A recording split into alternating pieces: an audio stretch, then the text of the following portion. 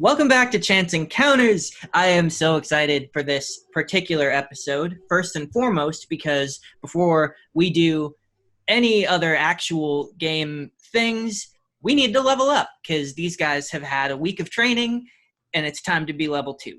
Level up. Level 2. So we were going to do this off camera, but then we realized that's dumb, because this is a new system, and part of the cool thing about this is that you guys can see the process of it coming together. And the level up system as it stands right now is D12s and power things come into play at specific moments, and they'll happen kind of naturally, narratively along the story. If you're familiar with D&D at all, the regular level up system is a little closer to a milestone system where I just sort of see that we're at a point in the story where it makes sense to level up.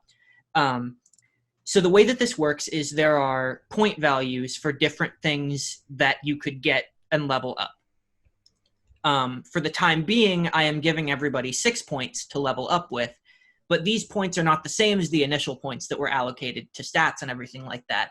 These are points that directly correspond to specific things. So in this instance, 6 points is the cost of 1d6 for your stats. 4 points is the cost of a new skill point, either in a new one entirely or one more for one that you already have. And those will cap at the number of the relevant stat that you have for that. And then 2 points for a weapon or gadget upgrade. And on a 2-point gadget upgrade, that's probably going to be like a +1 to damage. We can also make a case for higher point values for weapon and like weapon, armor, and item upgrades that would be more expensive and do cooler things. Like if you wanted to spend more points on an entirely new gadget or like a completely new feature that does a whole new thing, that would be more, that'd probably be in the 4 to 6 range. So that's what we have for the moment. So I'm going to start. Well, I don't know, who wants to start with kind of what they're thinking? Yeah, go ahead. I'm going to do 4 points to add 1 skill point to my sharpshooter skill. And then I'm going to do 2 points to weapon upgrade the brass knuckles. So for a damage buff. Yeah, +1 to damage, yeah. Cool. So I think it'd be now +2. Yeah, sounds good. Perfect. I was thinking, like, the whole time you were explaining, like allocating, like, the points to, like, upgrades. I was like, what if there's just, like, an outfit upgrade? And, like, you just bought, like, a whole new outfit. Wait, Eric, is that, like, something that we're going to see, like, in-game that happens with that? Yeah, it's her belt buckle. It becomes brass knuckles. We haven't, like, fully seen it yet. I think we did it in the 0 session, but it hasn't appeared in this.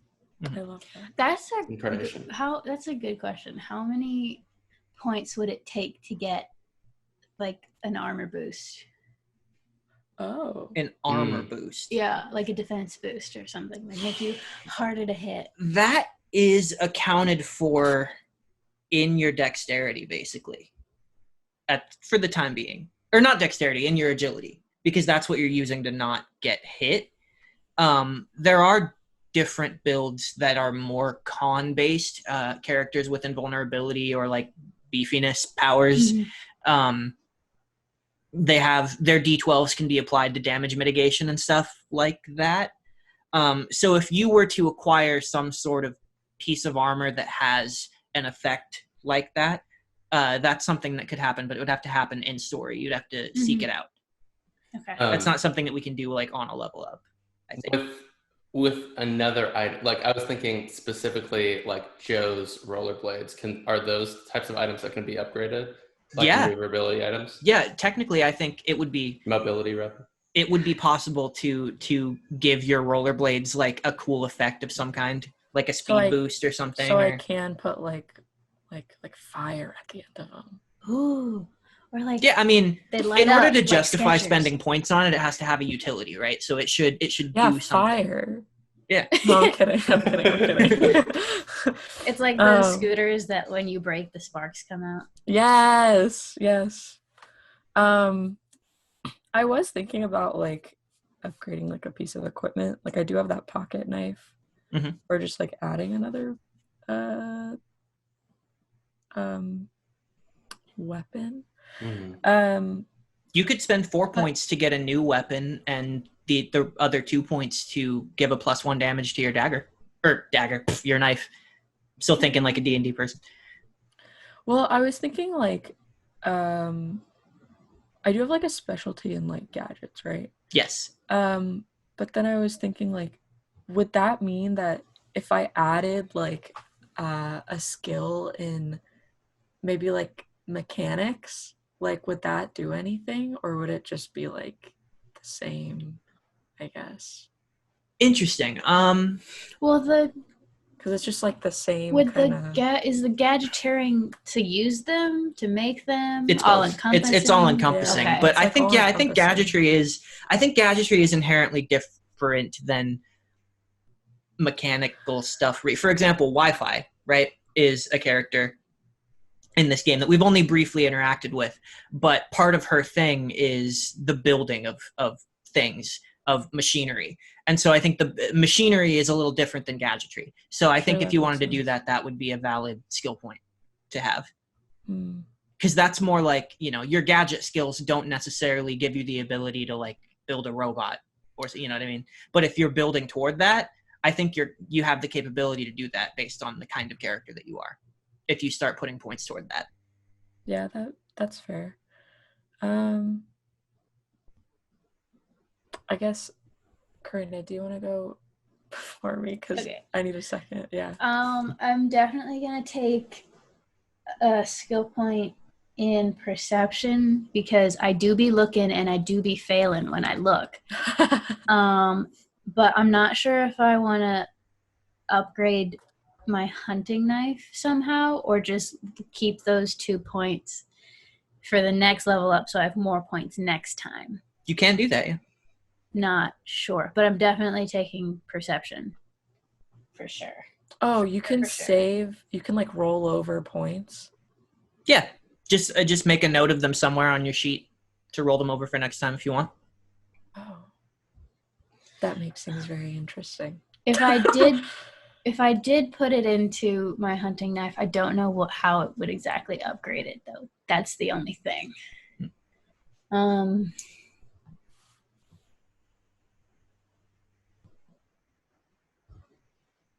Yeah, so I think I'm going to hang on to those last 2 points for next time so I can do more things next time.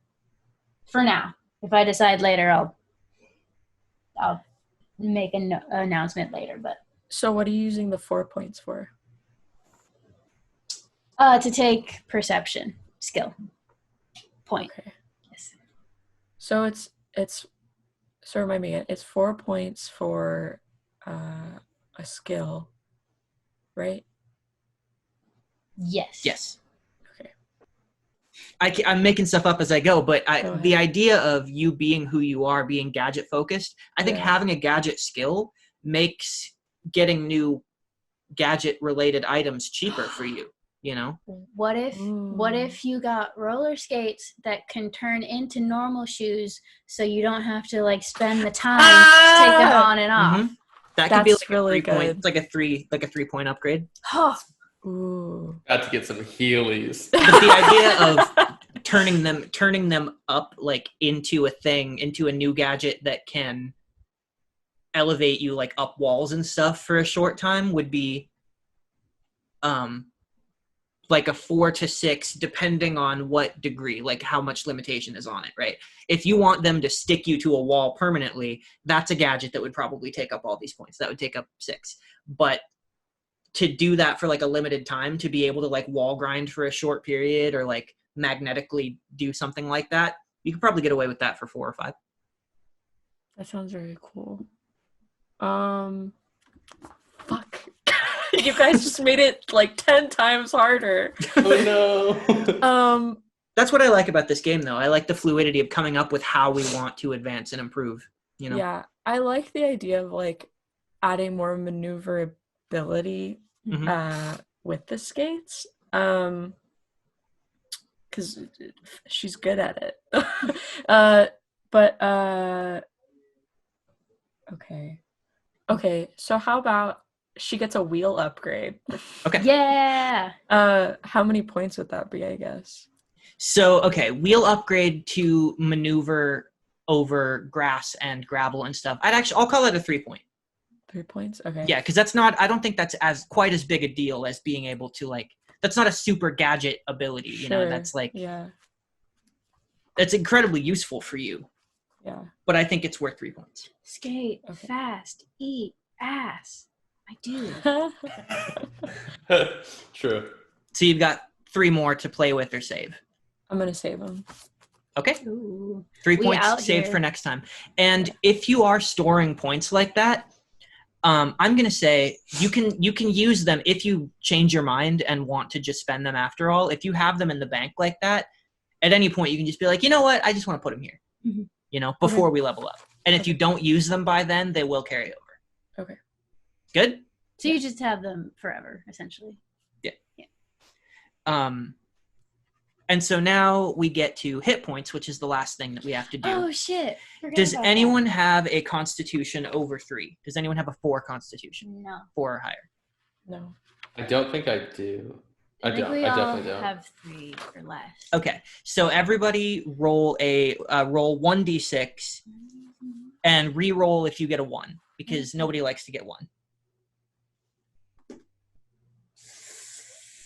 Oh. What'd you roll? A 6. 5. 6, 3. 5, 3. Okay, so that plus your constitution score is how many hit points you get. Yes, dude. So, what's math? 8. Damn. So BB's max HP is now 34. Cool. Mine is now 34. Holy 33. shit. She's a strong lass. Oh my god. Okay, wait. So what we rolled plus our constitution is added to our max HP. Yes. Yes. Okay. Math. Right? 24 plus 9 is 33, right? Oh my god. I'm weak as fuck. Yes. Okay. What do you have? 29. That's not so bad.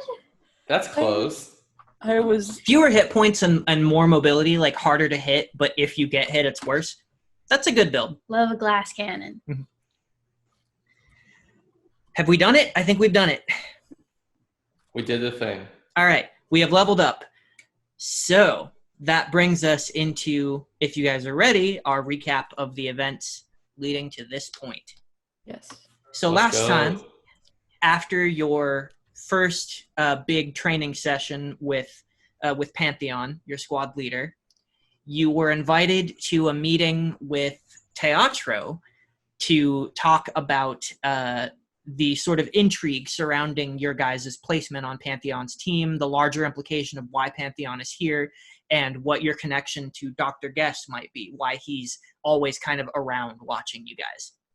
Teatro then went on to tell you that there was a party being hosted at Mr. Menagerie and his team, prestigious team's house, their big sprawling dorm that Mr. Menagerie's parents paid the school to build.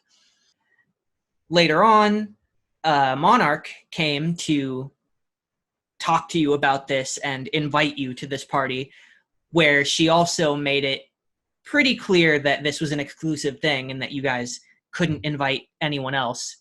To which you had a field day, specifically Haramone. To which we immediately did. Haramone went and had a chance encounter with another student named Backtrack, who is a very adept martial artist, very charismatic, very smiley guy, who is not on a Nova team, but is on a sort of Nova adjacent team. And during this party, you all started to have some individual strange experiences. Starting with, if I remember correctly, with BB hearing her real name whispered kind of in her mind in an unrecognizable, almost inhuman-sounding voice, and culminating with you guys following Helix outside, where you saw him running toward this sort of artificial forest outside the dorm. You kind of trace your vision along the path of where he had gone, and you see 3 shadow figures that seem to mirror each of you guys sort of flickering in front of the forest and then disappearing into it with Helix chasing after them. You ran off toward the forest to chase them and presumably to help Helix, where you found him engaged in combat with this strange shadowy figure that seemed to mirror him, that then split off into 3 more figures mirroring all of you. No damage was done to any of you. You took them out fairly easily without incident, but then on your way back, you began to smell smoke. And when you broke the tree line and emerged back into the courtyard area, you could see that Mr. Menagerie's dorm was up in flames from the outside. Nice. And that's where we're going to pick up. So as you guys reach the tree line, you guys come out, and I'm just going to paint the scene a little bit. I did it a little bit last time, but I want to make a few things more clear. Firstly, this fire is engulfing the outside of the home, but you are pretty much just in time to see the different students reacting to this very quickly. The first thing you see is a massive elephant standing in front of the pool, dipping its trunk into the pool and shooting water out toward the flames, putting out bits of it at a time. You also see Monarch with her energy wings, her orange energy wings, fully popped out from her back, still in her swimsuit, but now her like flaming energy hair is out and her eyes are burning orange. You see her with this big like dumped out keg that she's filling with pool water and then flying up and just dousing the flames with. You see another student that you actually haven't met yet. He's got tan skin, he's wearing a Hawaiian shirt, he's got kind of a half-shaved man bun on, and you notice, well, you don't get a good view of him quite yet because you watch this tornado-like blur circling the house, starving the oxygen from the flame, as the flame along the walls where he's doing this shrinks down to embers and eventually to nothing. He finally stops and he brushes off his shoulders, kind of shakes his head, and he looks around to see anyone around him that might need help. And you can see now that he has 2 completely bionic legs. Whoa. Underneath his like shitty board shorts that he's wearing. At the knee. Yeah, at the knee. So, I think he's wearing shorts of a Hawaiian pattern that completely clashes the Hawaiian shirt that he's wearing. Icon. And the Hawaiian shirt is open. Yeah. All the way open. Yeah. It has to be. There's no other choice. Yeah. As soon as you're here, Helix just breaks off at a run. Okay. You can stop him. Yeah. You got to say something quick though, because he's about to go. He turns his head and he's like, "They need help." I need you to show me the exact path you took to follow this thing. We can help him out while you do that.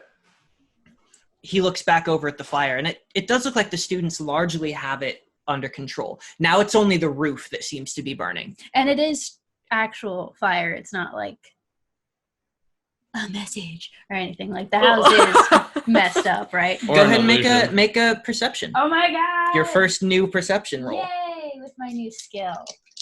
Wait, nope. I only have 3, not 4.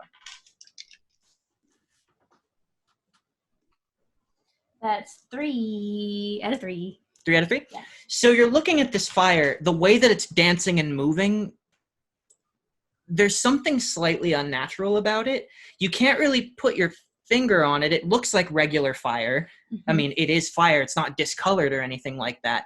But usually fire spreads out from a single point, some sort of point of impact. And you're still kind of at a distance here, but you're looking at the fire and the pattern of it, and it seems to just be covering the house.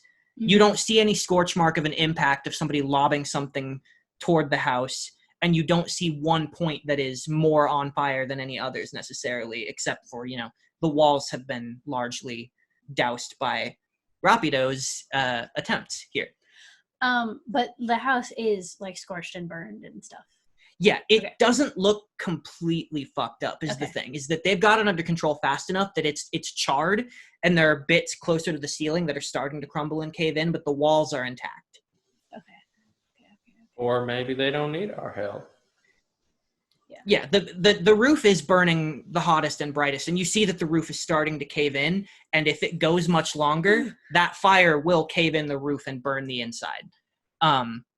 That is the main concern at the moment, but they seem to be trying to get it under control. But that is what you notice. There's no distinctive point of impact or spread here that's happening. Mm-hmm. And do we see Teatro at all? Because I know that he said he was going to be here, but we didn't see him at all when we initially showed up. Why don't you go ahead and well, you can either roll for it or just take a glance. If you roll for it, the possibility will be more, and if you just take a glance, it'll just be looking. I'll roll for it. What's that going to be? Intelligence or willpower, whichever you'd prefer. They're both a 1, so it amounts to the same thing. Phoebe, mad stupid. True. I don't always do perception checks because often I think, like, if you look at something, the more specific you tell me you're looking, generally you'll be able to. But in a tense moment like this where there's a lot going on and there's a huge crowd of people, I think this is something that you're looking for and rolling for. 1 success out of 1. 1 out of 1. Okay. Yeah, you look around and you're looking at all the students. You do notice that everyone that you had seen at the party is gathered outside. You do see that Porter specifically is teleporting in and out of the house in different places. There's sweat on his brow. And you see him teleport with Knock Knock. He kind of appears. Yes! And she's just looking around, like, kind of blank face. But her eyes are really big, like looking at the fire. She's kind of transfixed by it. And Porter kind of brushes himself off. He looks at her and he just kind of gives her the thumbs up and like kind of with this questioning look. And she's just looking at the fire like she was looking at the TV. And he's like, he kind of like, okay. But looking at all of the people that are gathered here, no one is making any more moves to go inside. So presumably everyone is out, and you do not see Teatro. Spooky. Teatro may never have been at this party. Does Helix grant my request? to stay behind and to tell you his he looks at what's happening here, and he kind of, there's this look on his face of like, he bites something back and he looks back at you, and he kind of untenses just slightly, but the arch of his feet looks like he's about to pounce at any point. But he looks to you, like he looks back, he looks down at where the tracks end. This is something that you had done at the end of last game. You were looking for the tracks, and there were these very light impressions of tracks, only really noticeable because you're you, and this is something that you do.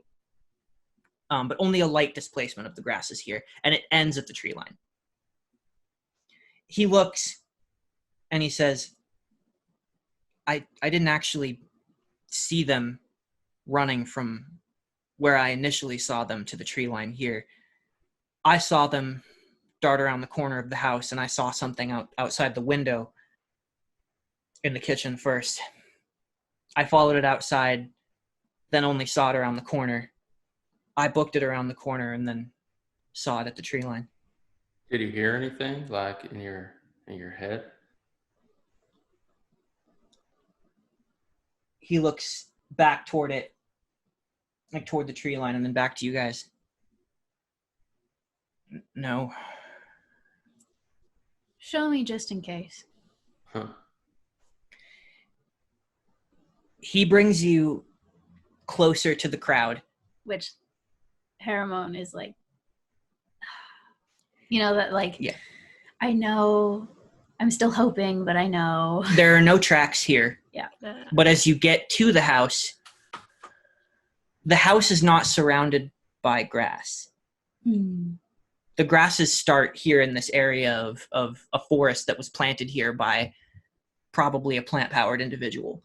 And when you get closer, you're looking around for prints or anything like that, but it's hard tile out here. It's like this nice sort of marbled rich people tile around the outside pool area. So there really are no tracks of any kind here. There are wet footprints all around of all of the students who came out of the pool to help with this. And it is about this time, because it's been a little bit here, you guys hear this sound. before this happens, I'm going to give Silhouette the chance to do something, because each of you guys got to do one thing. I'm going to let Silhouette do one thing as well, if you want to, before events progress temporally here. Yeah, I mean, I would feel like Silhouette is just following along with BB and like Haramon at this point. I would think that like she would look to see like how many people are also out there, but BB already did that. So. Okay. Yeah. So as you're looking around, you do notice you're not looking for anyone specifically, right? So you're not like looking to see if Teatro is here or anything like that. No, I guess just like a general like head count of like who I would have already seen like at the party. Everyone that you saw at the party is here. Mr. Menagerie isn't, but then you see the elephant and you're like, oh, that is Mr. Menagerie. You do notice that once Porter has sort of finished bringing people out, he's looking around frantically like he's looking for someone. He makes eye contact with you, and his face sort of like, there's this bit of relief. You see him and appear in front of you. Oh. You see he's just covered in sweat. He's like, oh, thank God. Are you good? I didn't see you in there. Wi-Fi said she saw you run off with Helix toward the... So I assumed you were okay, but I didn't know. Don't even worry. There's some weird stuff going on, but we're trying to figure it out. Haramon's like looking at the ground or something. I don't really know what's going on. Me and BB are hearing things in our heads. It's not a fun time. Distressing. Yeah. And as he's saying that, he's kind of cut off. His attention wanders up above, past sort of behind you guys, back toward the direction of the school. You hear this sound, almost like a small aircraft. And as you look toward the horizon, you see a figure with a blue cape flowing back behind him, flying toward the scene rapidly. You see Prestige with his light blue skin and flowing white hair just outlined in moonlight. And as he crosses the moonlight and you see him fully outlined, you see that he's carrying another figure with him. A figure that I think you guys have seen before at placement, but haven't had a chance to interact with or really know much about.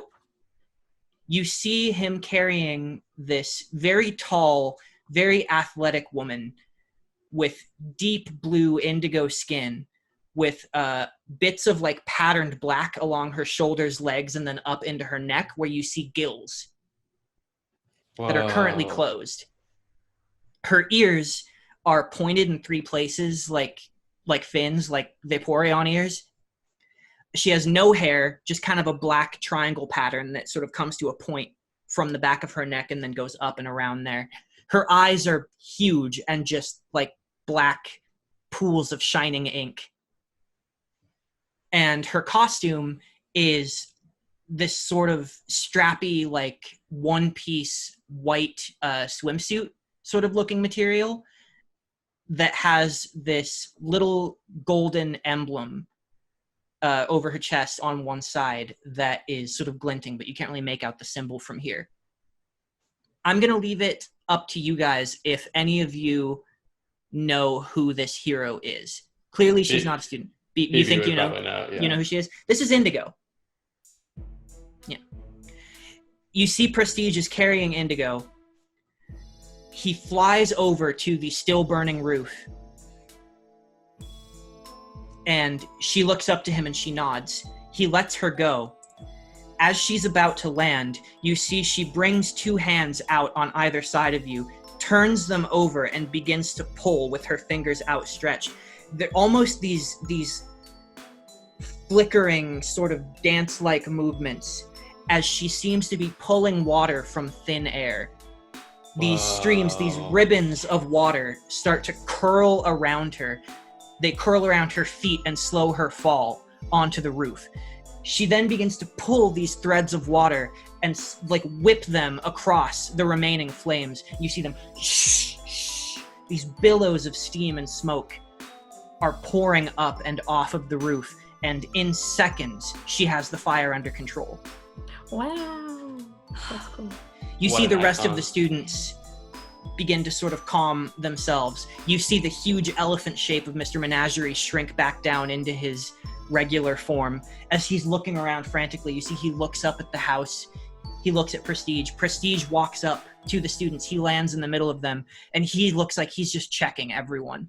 He's sort of taking a head count. He sort of pats his team on the shoulder. He's looking at everyone, sort of straightening everyone up. He's looking for anyone who's injured.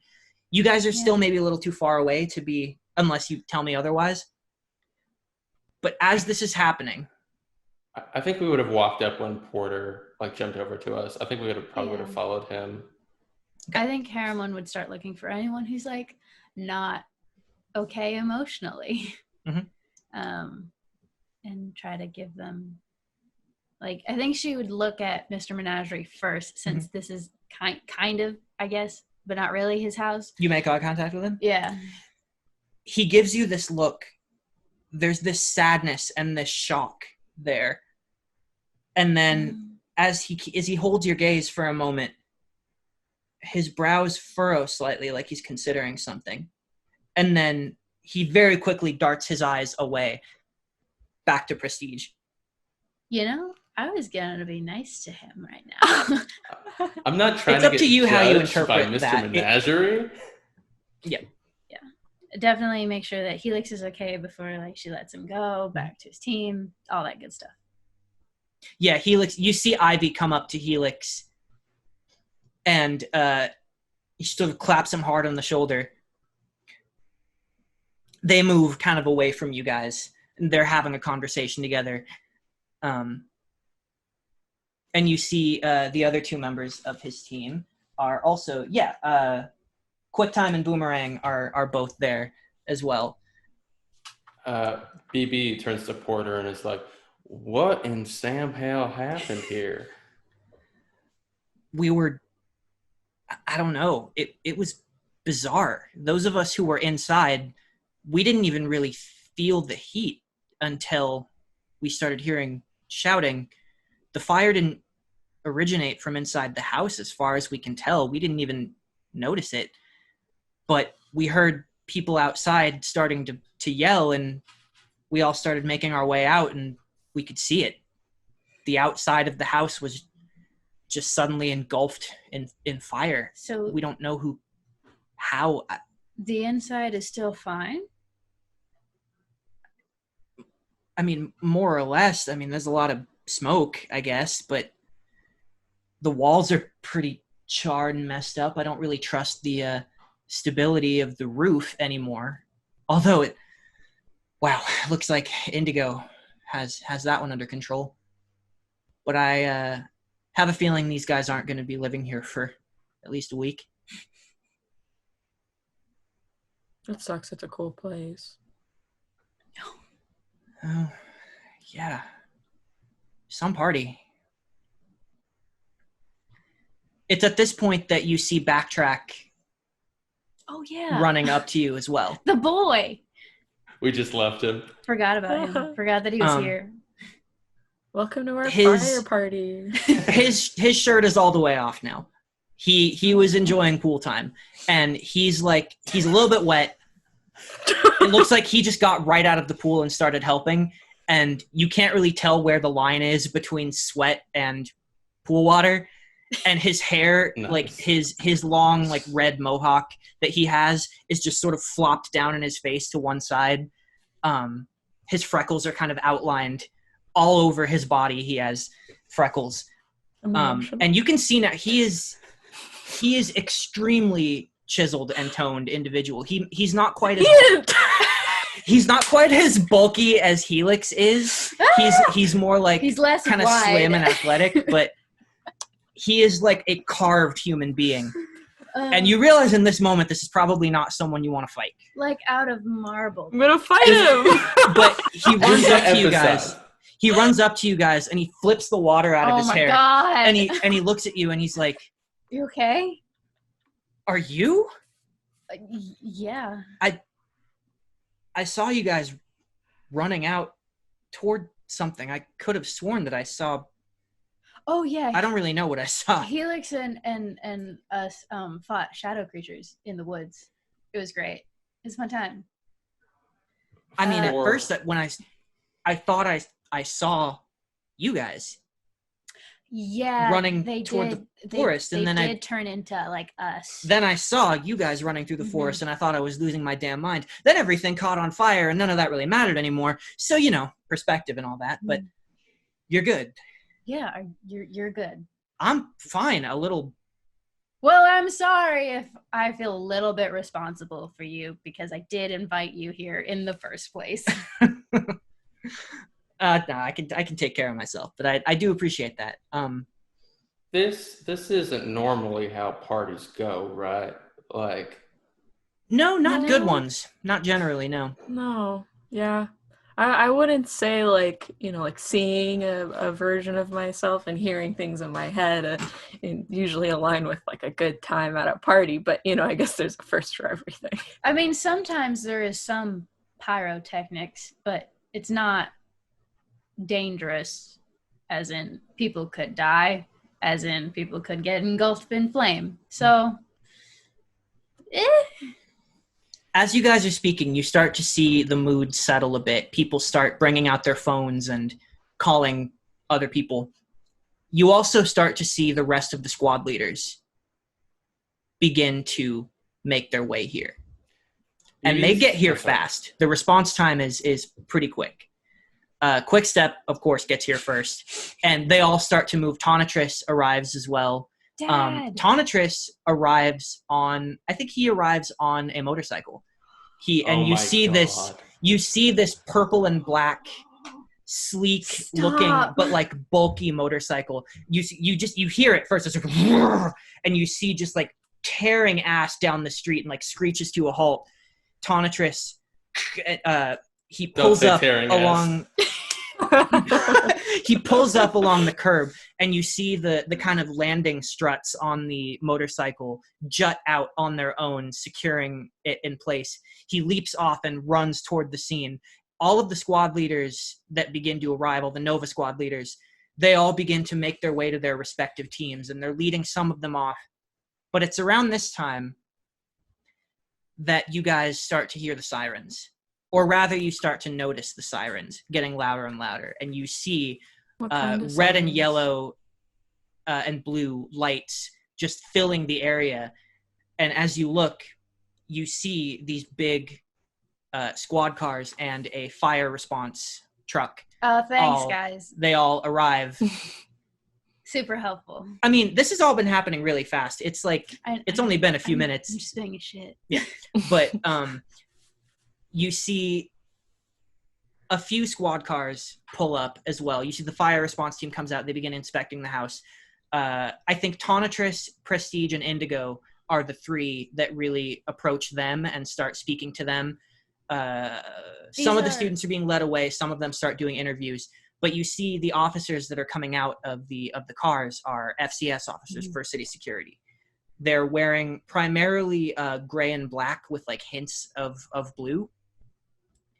And as they step out, they begin sort of canvassing the area. They start talking to the students, checking the house.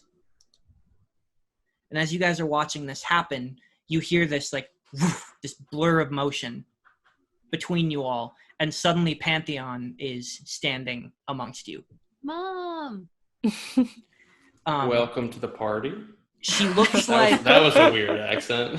I don't know what that was. Welcome to the party. The Party. She looks like she's still wearing her pajamas. Fair. It's like, what? It's like 10 at night. Yeah. Like 10. Isn't that just her uniform, though? Kind of. Yeah. When you're the most powerful hero of the modern age, you can wear whatever you want to work. That's just how it is. Why not? She gets between you guys. She looks at you all. And there's this genuine concern there. And there's this just enormous sigh as her entire body just sort of slumps for a moment. And then she straightens. You okay? Yeah. I'd say we're all right. Just weird stuff going on. Paramount will... Yes. She looks back at the house. She looks at Indigo. for a moment. Indigo nods to her. She looks back to you and she goes, "What the hell happened here?" Well, completely normal party until we started hearing things and seeing shadow people that looked like us, and then Helix ran into the woods and we followed Helix, and then we fought those shadow people, and then we came back and everything was on fire. I think it's also important to note that I think we're the only people who heard the me and voices. Joe. Yeah. And then saw the shadow people. Seemed really particular in getting our attention. Like, use our real names particular. As you see the FCS officers beginning to put up what looks to be the beginnings of a crime scene, possibly. She looks to the scene. She looks like she's sort of taking in what's happening and what's about to happen. And she looks back at you guys and she goes, "Walk and talk. They're going to want interviews, and that is probably not what you need right now." Oh. She starts to move away from you guys back toward campus. She looks over her shoulder, but keeps walking. But she's like, I walk alongside her, behind her, I guess. Yeah.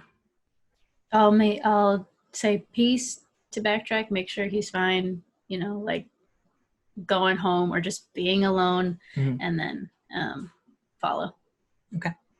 You leave the scene behind as the smoke is just sort of forming a cloud up above this house now, sort of framed in the moonlight that's slowly dissipating. The sirens sound begin to die down, and the muttering of the crowd, the interviews being conducted, and you see other squads beginning to walk back toward campus as well, as Pantheon just quietly leads you forward, not really saying anything, just leading you guys back to campus and away from this until the scene just disappears behind you. Do you know what happened back there? Are you asking Pantheon? Yeah. No, but generally hearing psychic voices and seeing shadows of yourself that draw you away from the scene of what is presumably some sort of crime, not a great sign. I don't know. I don't know what to think here. But I can tell you that there will be investigations from inside and outside the school. And I would advise you, as your teacher, to please stay out of it. What, you mean out of the investigation or out of, like, conversing with any investigators that may come our way? I can't control that. Best of my ability. But as far as I can tell, there's nothing here to implicate you. But this is college. People are going to talk. All right? And you guys have a hell of a story here.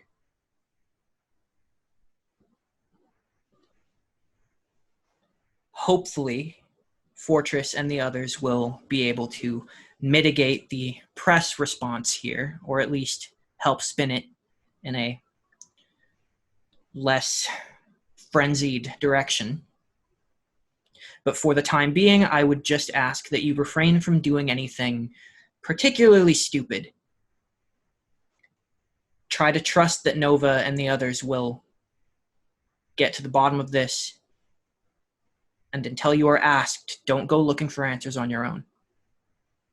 Please.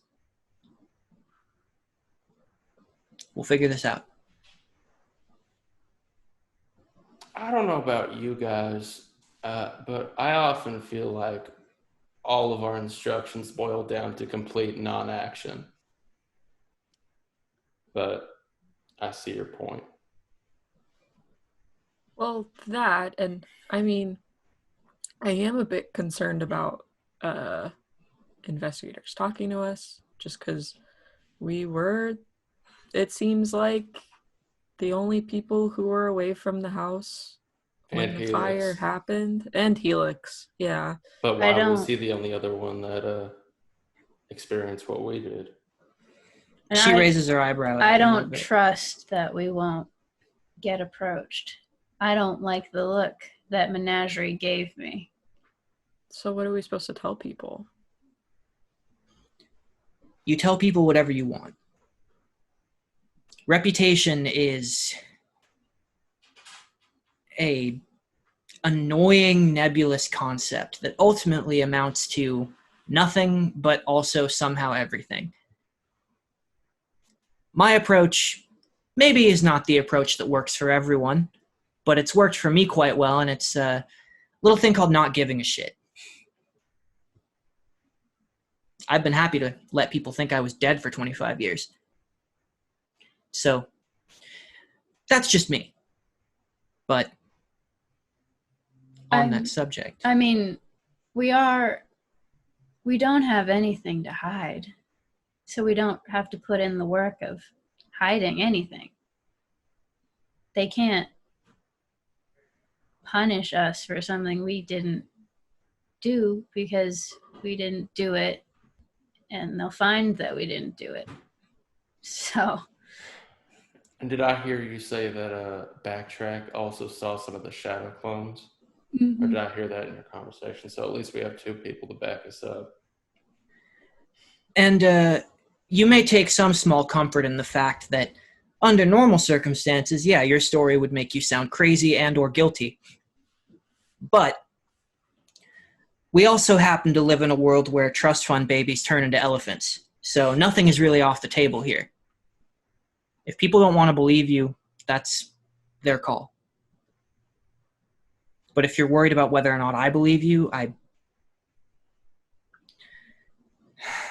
of course I believe you.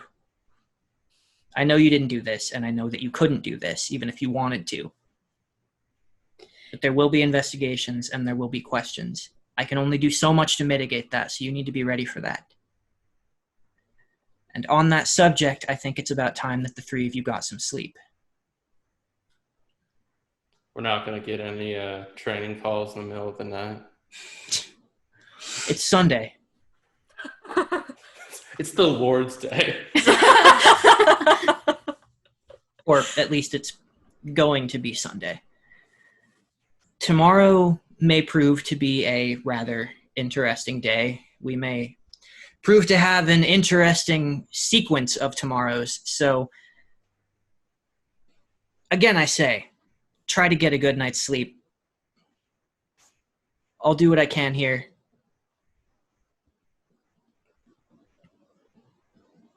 Thank you, Pantheon.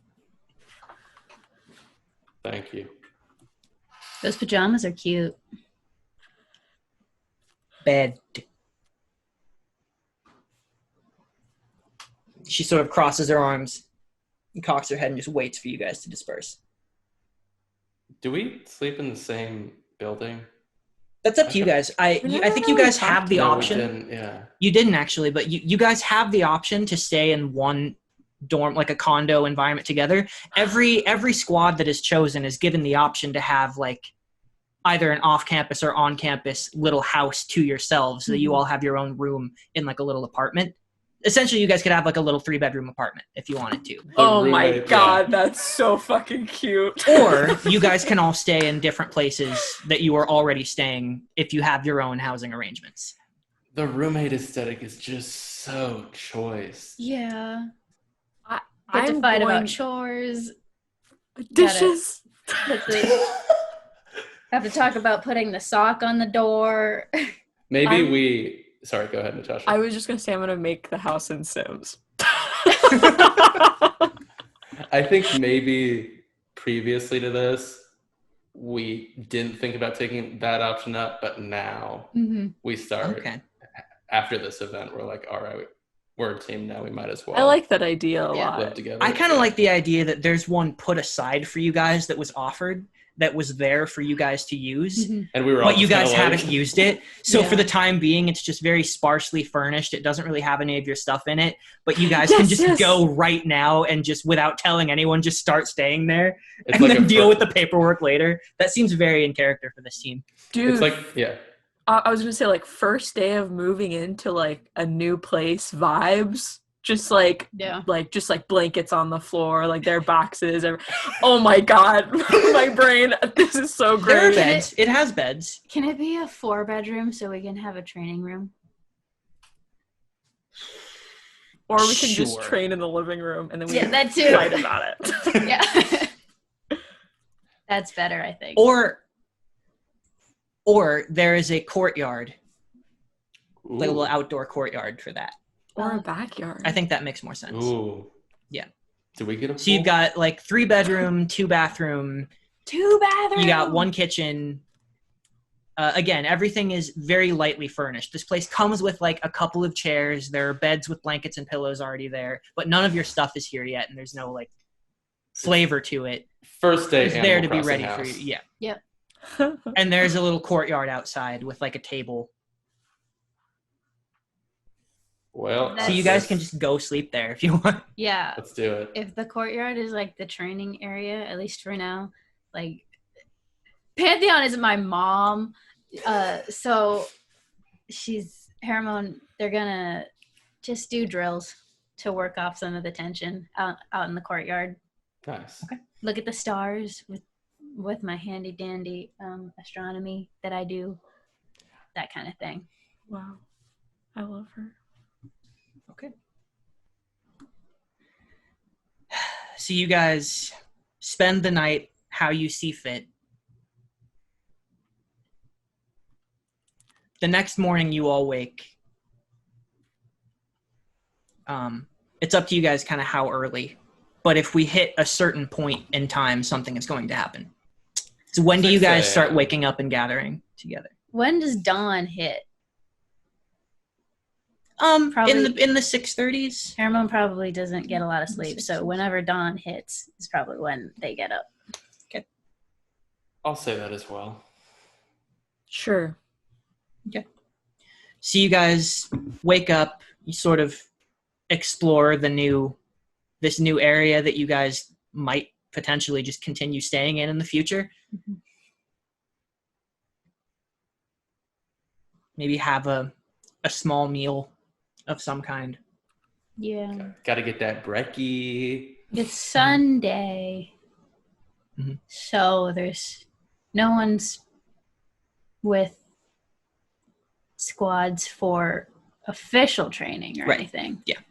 It's a day off right now. I mean, every individual teacher could, at their own discretion, maybe have something happen on a weekend, but I think it's part of the mandate is that there has to be at least one day off in a week because it is still an academic environment. Do we want to say that this morning we try to work on like combo moves?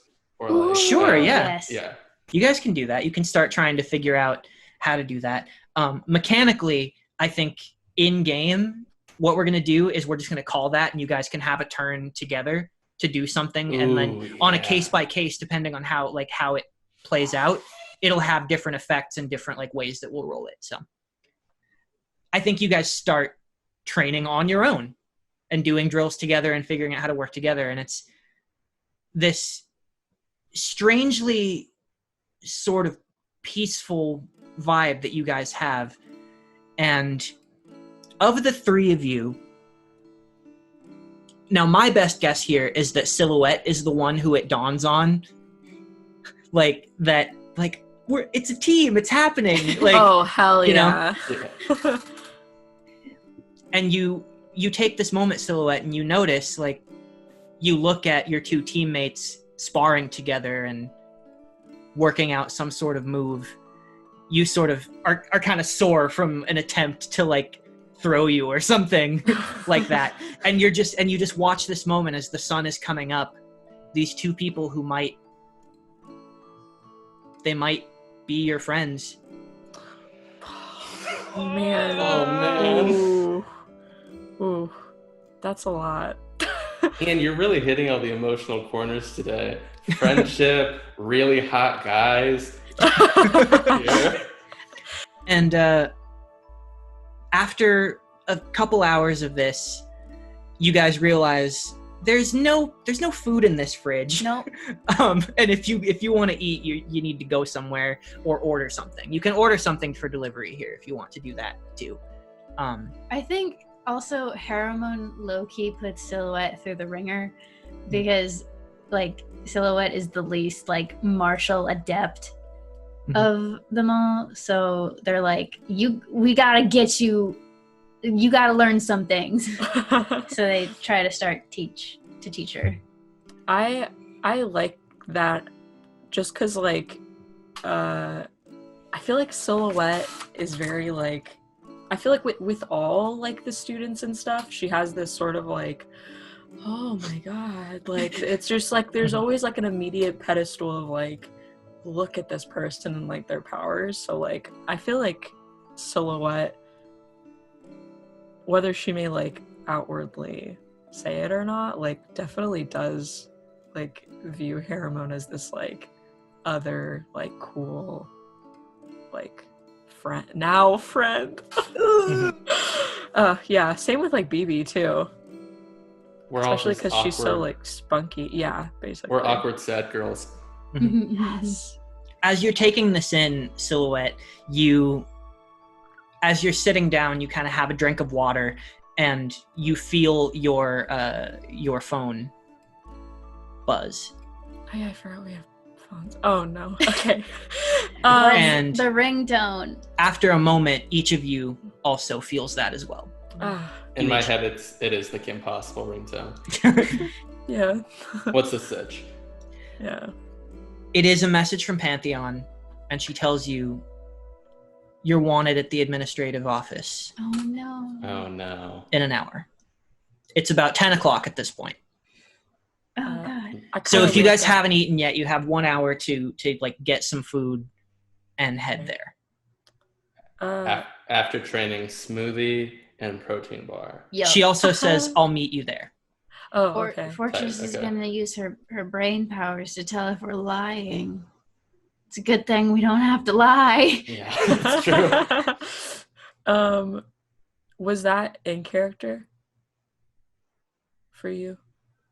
I think yes. Okay, cool. Also, okay, cool. Yes. Yeah, that's perfect then. Yeah, do you guys what are we going to eat before we go? I do want to eat. Protein and electrolyte drink and essentially an Egg McMuffin, but future. Yeah, that's what I have. Egg McMuffin, but future? That is so funny. Holy shit. I don't know what that means. Like, I don't know. In my mind, I'm seeing just a normal Egg McMuffin with Future the rapper playing in the background. It's just spray painted chrome. Like the livestock is like Earth livestock shifted to the left. Yeah. So whatever that looks like, you know. There is cow and pig adjacent animals that are native to Paragon. And then there are reserves. There's actually one of the islands of the first city, because the first city, there's the main city island, and there are two other islands that are connected to it by bridges that are all like one little circular kind of island chain. One of those islands is something of a nature preserve where they have sort of a genetically engineered earth animal preserve, essentially. And there are many primary like old earth sustainable animals that are kept there. I think that are breeded there. This is bred the there. first weekend that Haramon of like, because it's been a couple months, the process of like getting selected and applying and stuff. Yeah, it happened over a whole semester. Yeah, so I think this is one of the first trimester weekends that Haramon is on campus. Okay. And I think you guys at some point realize that, because Haramon usually is not on campus and goes to that other island to like hunt and maintain her hunting abilities, prowess. Yeah. Mm-hmm. So. Gotta use it or lose it. Yep. Okay. Out of curiosity, just because this is such a staple of like college campuses, what are the vending machines like? Because I'm imagining if we didn't go to the food court, there's like a future vending machine. Yeah, I think there are some cool vending machines. They're like the ones in Japan that like can serve you hot food. Absolutely. Yeah, I like that. Canon. Wow. We're all about world building. We gotta know what the vending machines are like. So as you guys, you go to the future vending machines and get your future egg muffins. You begin to make your way toward the center of campus to this towering spire of a building that sort of looks over the entire campus. And there are a series of sort of smaller, more squat buildings that are built around this tower-like structure. And strangely, this administrative building, it almost looks like a fortress of its own. And as you get closer and closer to this building, the early morning sunlight just reflecting off of its steel surface, you see other students just sort of making their way around. And there is a sort of tension in the air. A lot of people have heard about, what happened last night at the Nova party. Word is starting to get around. And it's hard not to notice every so often a couple of glances in your direction. No specific emotions attached to them. Just people notice you and maybe try to avert their eyes really quickly or start walking faster or start talking. Very similar to what you observed when you first met Helix. Mm. And as you get to the administrative building, you just see it looming toward you. That's where we're going to take a little break for water and peeing and editing. For water and peeing and stuff. And trying to make this room less hot. How we feeling, guys? We feeling good? Yeah. We didn't. I want an egg McMuffin now. Mm. I really enjoy how our characters are developing because we've gone from really not liking each other then to kind of being forced to get to know each other through Portal, Echo, and Link. Yeah. And then now we're friends. My day's about. I regret not getting Backtrack or Helix's numbers because it would be so helpful to coordinate stories and stuff. Group chat. And fuck. True. I actually don't need to pee, so I guess I'll just hang out. Well, you should drink water for sure. Well, I am. So as you approach the massive administrative building, you hear that of motion behind you. You look over your shoulder and Pantheon is here. I wouldn't say that she's dressed up, but she's just dressed a little nicer than usual. She's wearing a tuxedo t-shirt. That is to say she's wearing jeans and a t-shirt today instead of a sweater and yoga pants. And as she sort of vibrates herself back to normal, she looks to you guys and there's this sort of furrowed, annoyed look on her face, not toward you. And it softens a little bit when she sees you guys. And she goes... That bureaucracy kind of look. Maybe. I mean, you could try to insight it in a way. You can use willpower to try and gauge what her deal is right now. Why the long face? Those are or you can ask for horses. Yeah, but I like to do things without people knowing. That was only one. Yeah, she's annoyed at something. Just asking her. Probably. That kind of cracks a smile from her, BB, and she's like, just the procedural bureaucracy of it all. I tried to mitigate it a little bit, but it's unavoidable that they need to ask you some questions. But I'll be right with you. Fortress will be there, and it'll be fine. All right, let's strike while the iron is hot. Hot. God. Strike while the iron's hard. I can't She even brings try to you do that inside. accent, so. She brings you inside, and there's this rush of cool, sort of air-conditioned air from the inside. And it is summer, so it's pretty warm out. So it's kind of this nice, like...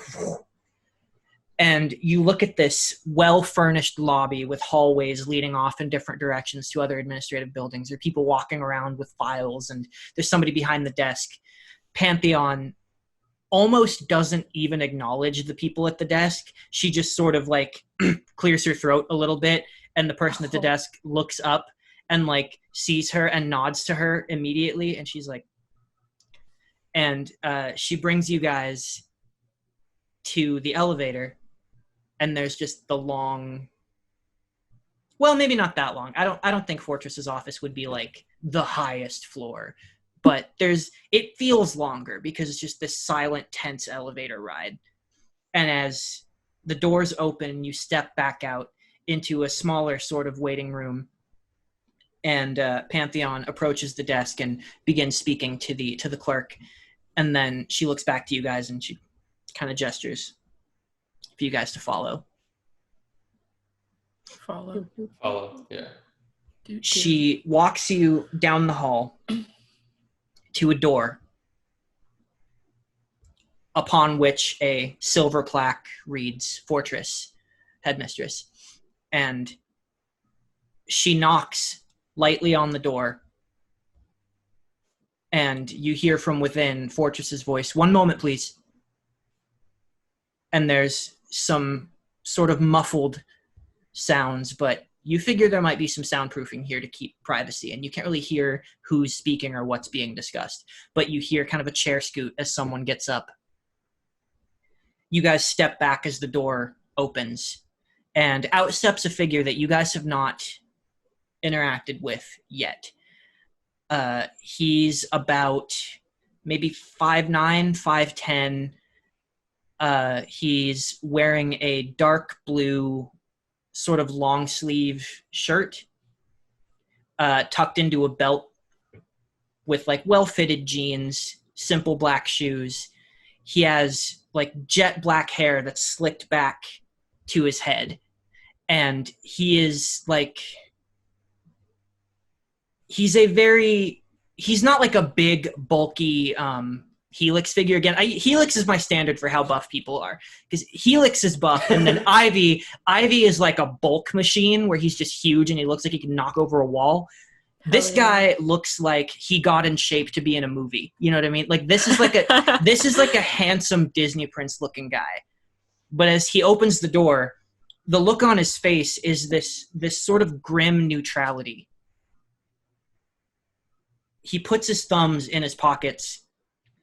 He looks at you guys for a moment. He offers this sort of non-committal smirk and kind of tries to step around you and continue down the hall. This game is just littered with thirst traps. We can't escape. If anyone doesn't try to talk to him, that's fine. He will just continue because he doesn't try to talk to you. Does he look like a student or like faculty? He's a student. Go ahead and roll. Anyone who wants to roll intelligence to see if they remember who this guy is.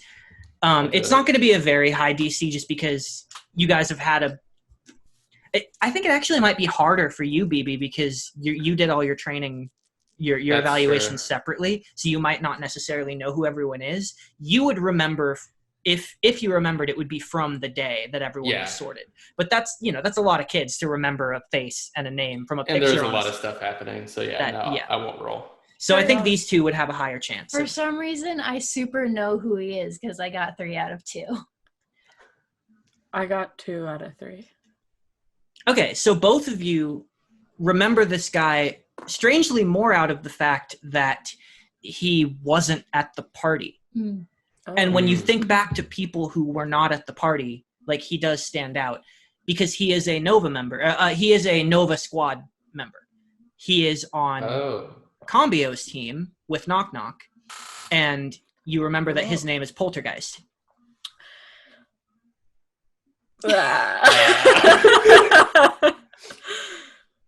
Great. There's a moment where he's like, he kind of tries to step around you to get around, and you guys are both like trying to get out of the way of each other, and he just stops for a moment and waits for you to stop. And then he just kind of gives this like, and then he goes around. Wait, who? Who does he? Yeah, who is he? Who does he? Silhouette, I think. Yes. I can't.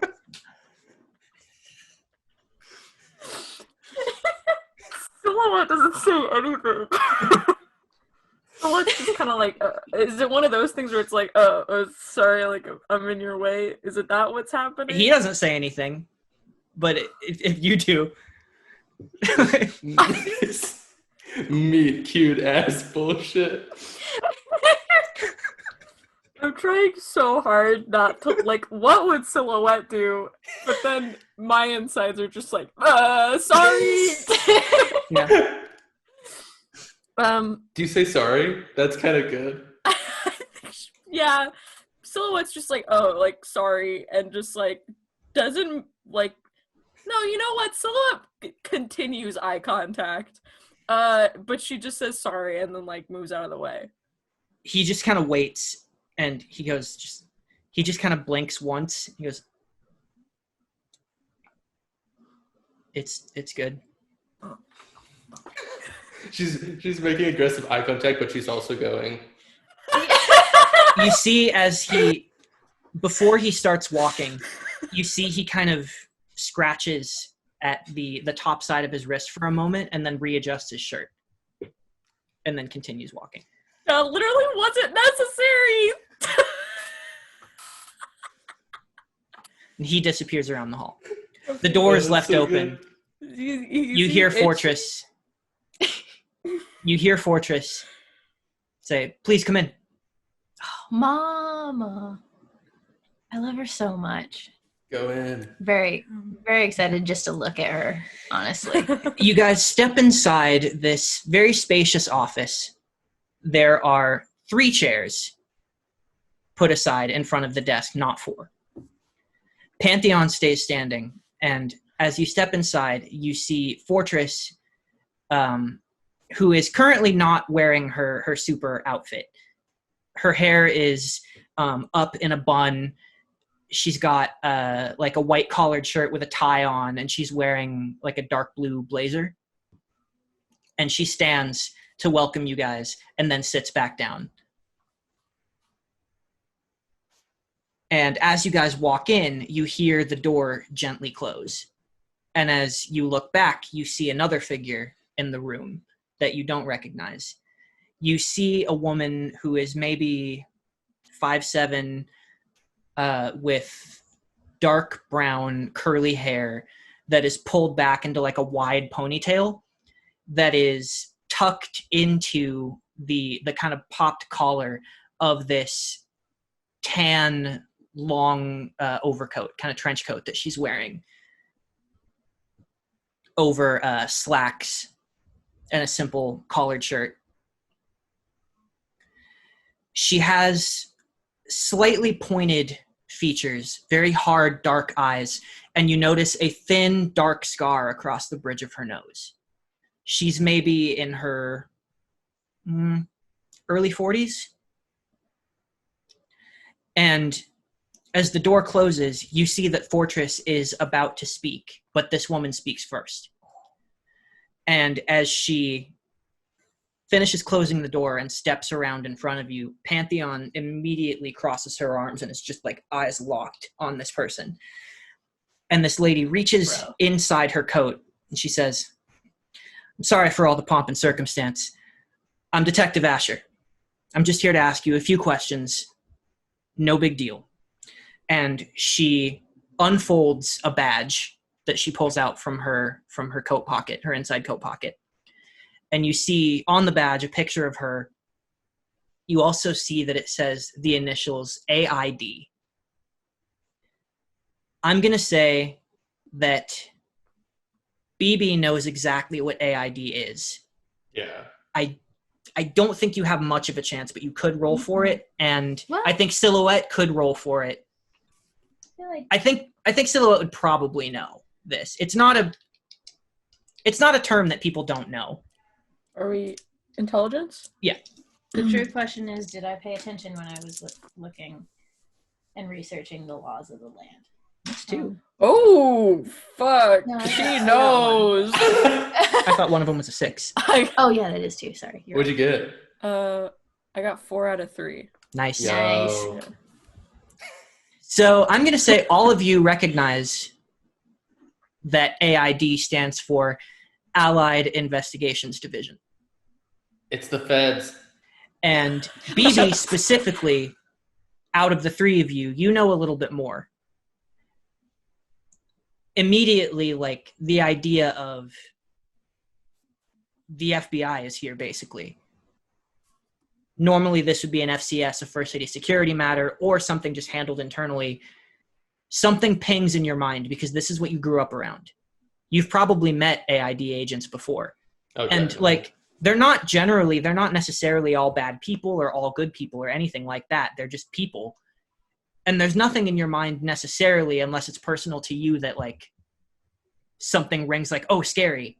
But the idea of this person being here is... There's a gravitas telling. that gets brought to the situation, yeah. But there's another layer for you specifically, BB, that you can't quite grasp because this woman looks familiar to you. But for the life of you, you can't figure out why. Hello? Oh, no. Oof. That's not... She doesn't look at you with any particular recognition, necessarily. Okay. Maybe, like... And if she is, she's hiding it well. Okay. But her face, you know her face, and you don't know why. And she smiles this just very, like, this attempt at warmth that comes off a little bit awkward. She gestures for you all to sit down. I sit. I'll sit as well, I guess. I'll sit on an arm of the chair. Okay. But, like, Heroin is not comfortable. Yeah, Baby is not really comfortable either, but she's just like, respect the feds, I suppose. Okay. I mean, Pantheon's with us. That's true. Mm-hmm. As Detective Asher looks at you all and then looks up at Pantheon, she goes, "It is very much an honor to stand in your presence, Pantheon. Even just to know that you're still among the living is day brightening. But unfortunately, I am going to have to ask you to wait outside for the duration of this interview. I need to hear their perspective as unbiased as possible. No offense, of course, and it will only take a moment." Haramon's what I just did, Haramon does. Mm-hmm. Just like she goes, "With respect, of course." Pantheon her arms are crossed, and it almost looks like she like flexes a little bit into it. Oh. She leans her face closer, and she goes, "With respect, there's nothing that you need to say to my team that you can't say to me." She looks like she's going to keep talking, and Fortress just looks at her. "Pantheon, it's okay." "Oh, it's not okay." Mom, she looks. Go. She looks like she's fucking chewing on her tongue in the direction of this woman, and she looks back to you guys, and she goes, "I'm right outside." She opens the door, closes it just a little too hard, and she's out of the room. Fortress leans forward, just so incredibly relaxed. And even in this outfit that she's in right now, like not in her superhero attire, the gravitas of this woman is still immense. Being in the room with her has a feeling to it. A certain amount of warmth, but up to your guys' interpretation, some maybe intimidation. Not on her part, not on purpose, but this is the most important hero of your age. It's like that feeling of like, she has no reason to hurt you. She's not going to hurt you, but at all times, you know that she can't fuck you up. And so you're just like, "Hi." Nicely put. Fortress leans forward and begins to speak, and she says, I ordinarily, around this time, prefer to make the rounds and start getting to know the various teams in the champion program.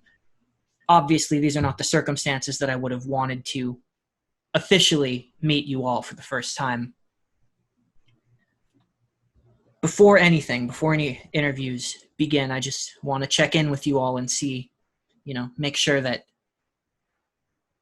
your training has been going well, that you feel comfortable and confident, not just in this meeting, but here on campus.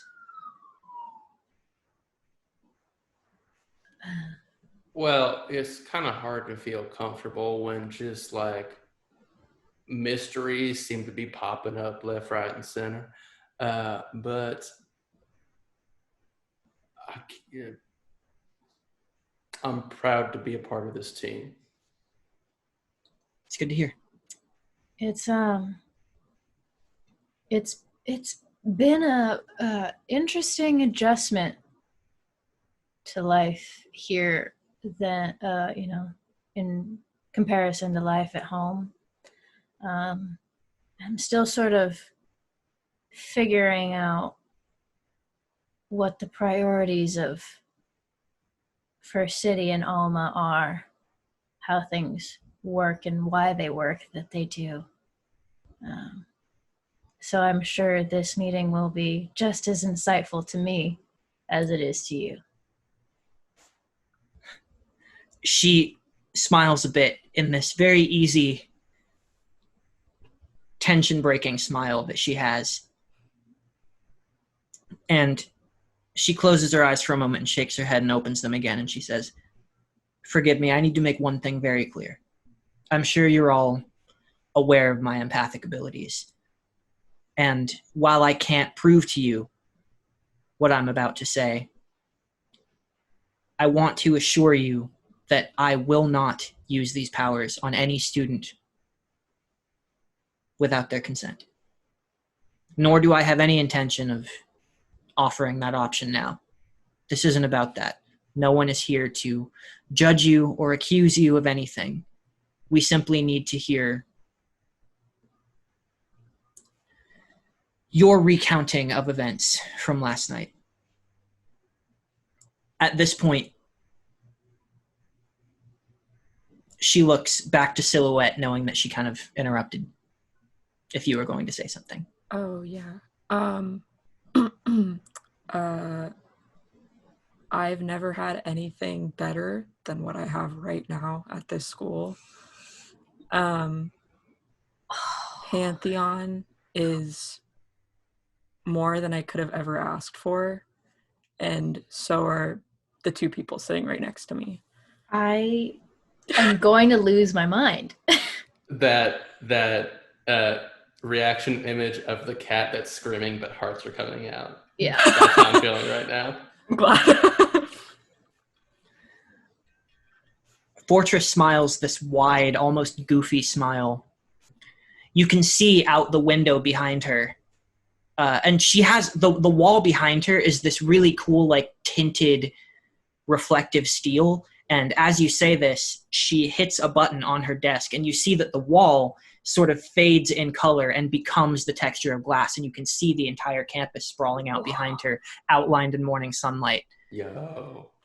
That's cool. And she's just smiling broadly. At this point, Detective Asher sits down on the desk and folds her hands sort of over her lap as she looks down at you and she says, "Those are comforting sentiments to hear. This school has always produced the greatest of the greatest heroes that have saved our world countless times over. And that will continue. And I would like to mirror the sentiment that Fortress has just put forward. I'm not here to accuse you of anything or make any implications at this time. I'm simply here to investigate, to get to the bottom of what happened, because as I understand it, the events surrounding the fire were somewhat strange. And I need to know if anyone has seen anything, heard anything out of the ordinary. So if you would, please any of you, walk me through the events of last night. Paramount looks to you two to see who wants to start. And if it's sort of non-committal, I'll start. I'm open to anyone going. Well, it was a party like any other party, that I've been to before, definitely. And we're just hanging out with knock knock watching TV, and I hear like my name, but in the back of my head, like now. And I thought it might have been Echo, but I looked over and she was, doing something else. But it was like my real name, like my real identity. Christian name. My Christian name. I was trying not to say my Christian name. Did you recognize this voice? No, it didn't sound like. No. Could you discern any particular features, inflection, word choice? It's been 2 weeks, so if there was something that we caught, I just remember it being kind of a low gravelly voice. It was low. It was like a low gravelly whisper, devoid of any telling, and all you heard it say was your name too. So it was a low gravelly whisper, devoid of any noticeable voice characteristics. But so I kind of got up and I started to follow Helix, I think, and then I think this is kind of Joe's part of the story. She has this little tablet in front of her that she's writing on with a stylus as you speak, and when you say Helix, she notes something. Helix seemed like he noticed something before this. So he went to the kitchen area, at which point I said Bibi should probably apologize for what she said to him on orientation day. I was going to kind of let that go by, but yeah. So that is when we both started to go over, and Bibi heard, at which point Joe broke off. Yeah, I had broken off from Haramon and Bibi to get a drink, and I was by the window in the kitchen, and I heard, what I am assuming to be the same, if not or similar, if not the same voice that Bibi heard, say my name. That is what happened, right? They said my name. Yeah. But I also saw a shadow as I was looking outside towards the pool area, more towards the forest, behind the house. And it looked just like me, right? That's what it was. Mm-hmm. Yeah. It looked just like me, freaked me out, and that's when I can imagine. Yeah, and that's when I left to find Bibi and Haramon again, and then we met back up, and we tried to go find Helix, and I think it was Wi-Fi that told us that he was headed to the back forest area. We followed him there and started seeing these shadow creatures that were look like us, but could also look like other people and other things too. We followed Helix, who was following them into the forest. We fought them with Helix.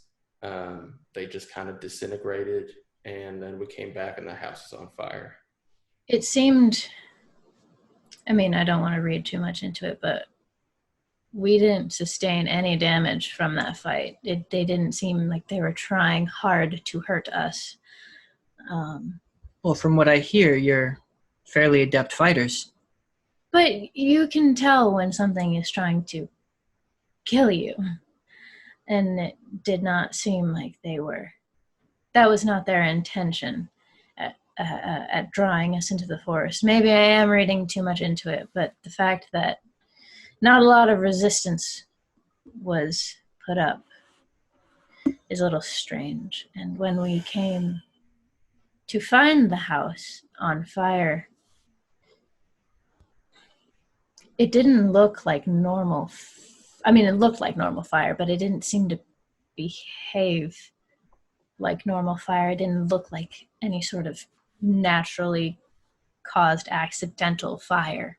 And the fact that Porter said that it sort of came from the outside in, they didn't feel the heat until the whole thing was engulfed, it seems. That's sort of how he recounted it. It was very strange. She looks down and makes note again. These voices and shadows, was there anyone else who saw them besides Helix? Backtrack said that he saw something sort of as he saw us run by. She looks to Fortress. Backtrack, another student. Fortress nods. She writes that down.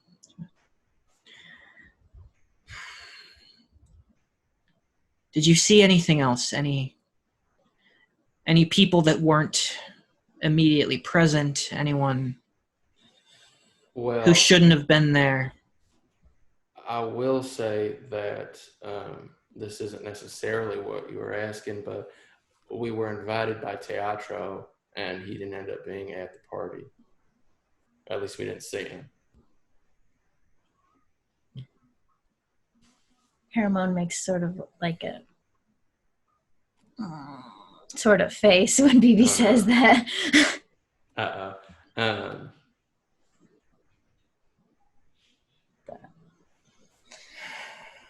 Well, I think I have everything I need. Thank you for your cooperation, and I sincerely hope that you and all of your peers are recovered well from this experience and will continue to have a fine semester. She stands up and opens the door again. All right. Well, BB just kind of stands up and leaves. She will kind of nod at Fortress and then leave. As you all stand to leave, Fortress gives you all a meaningful look. This look that seems to impart that it's going to be okay. That's up to you whether or not you believe it, whether it sticks.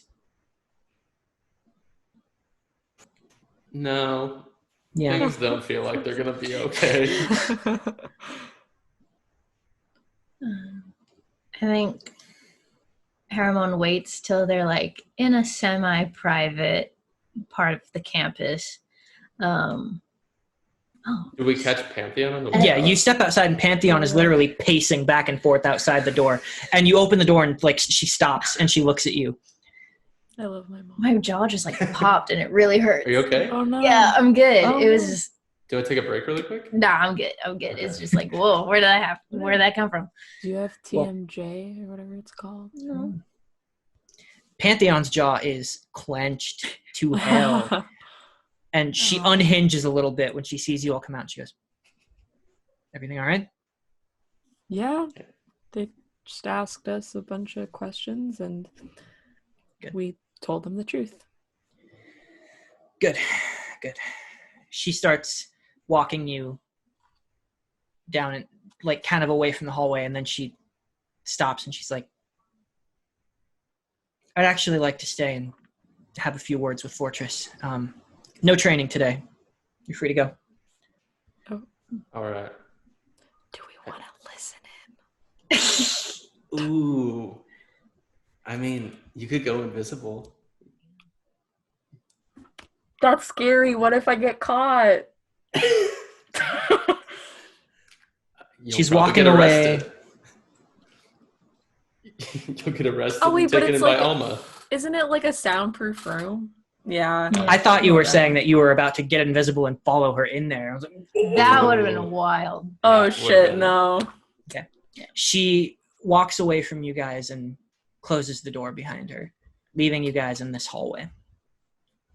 Yeah, so I think Harriman waits until they're in a more like private part We got to the quad.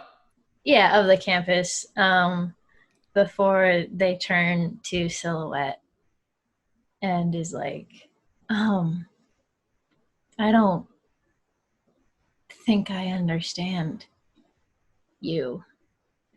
When you said that you've always been on your own and you've had to fend for yourself and this is the best thing you've ever had, what do you mean by all of that? Well, I mean exactly that. I don't like have anyone, and I haven't had anyone to, I don't know, I guess call it family. I don't really know who my parents are. I don't know, maybe that's kind of like boo-hoo, but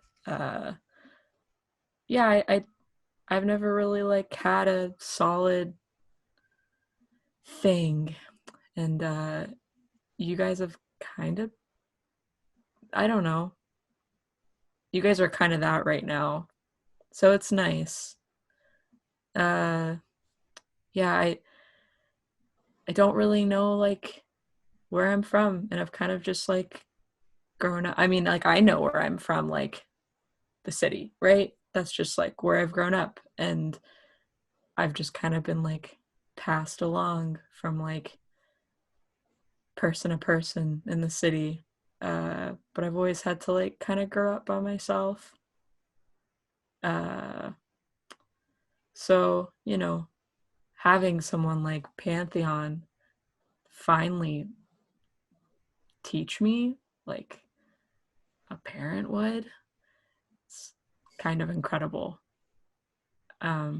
You see, there's just sort of a specific kind of mortification on Harriman's face of like the idea that someone, and she'll say this too, like, did no one take you in? How did you survive?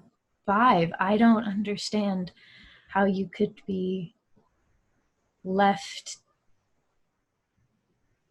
to fend for yourself.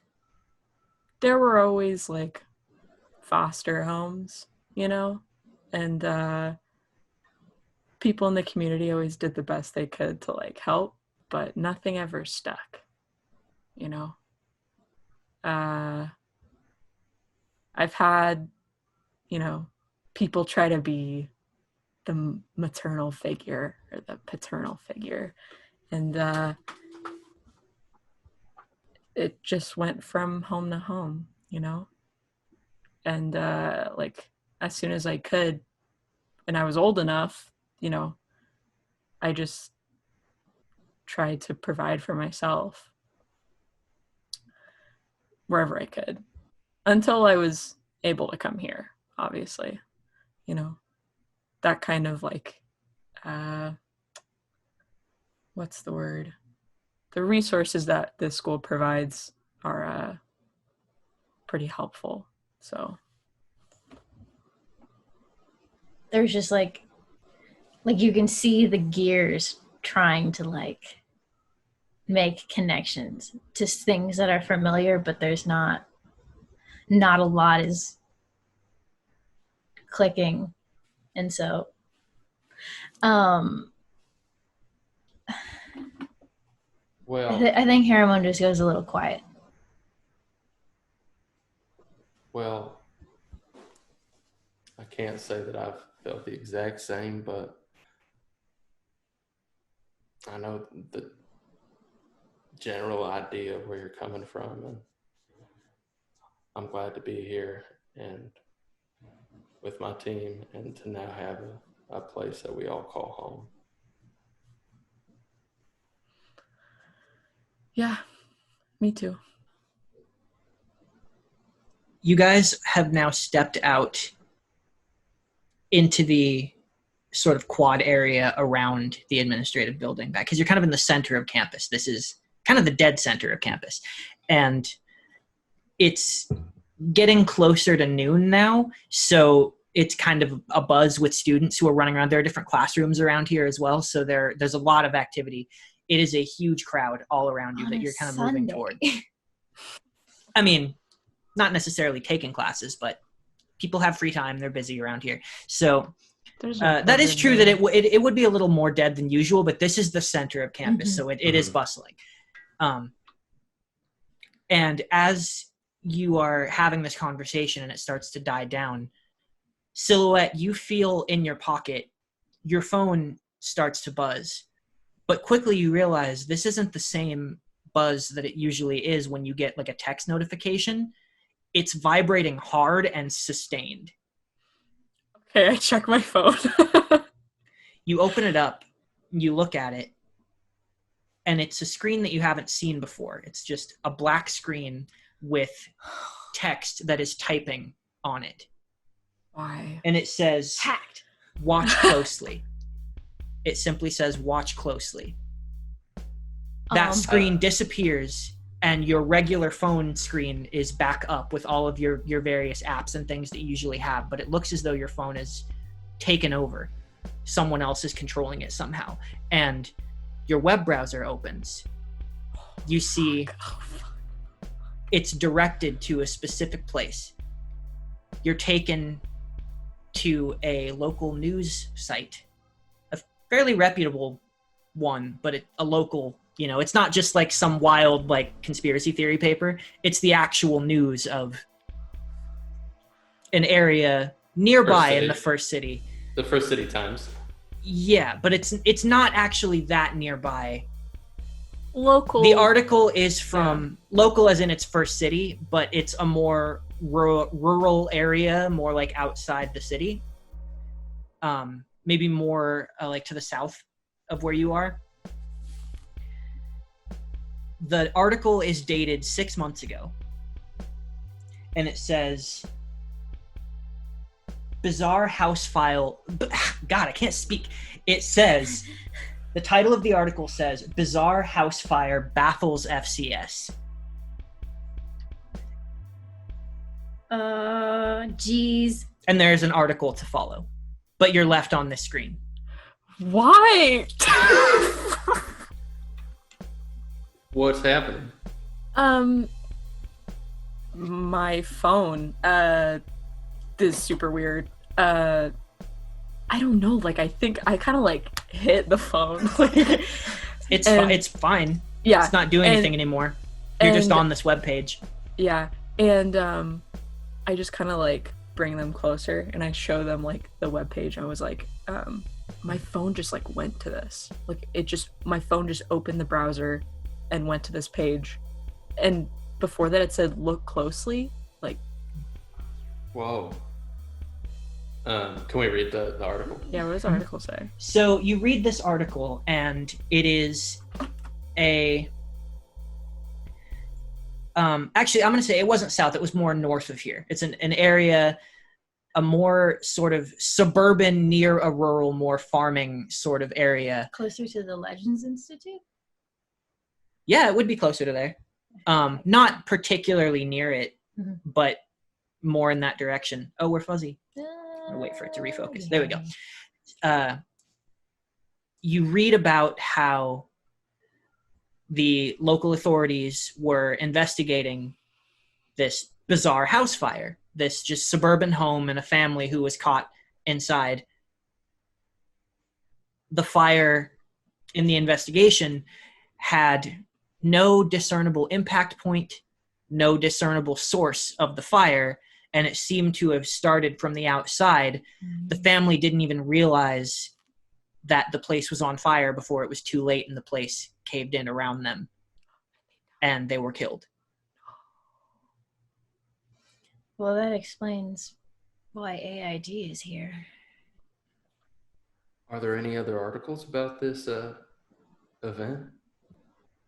I mean, I don't know. Are there? You can look into it if you want. Sure.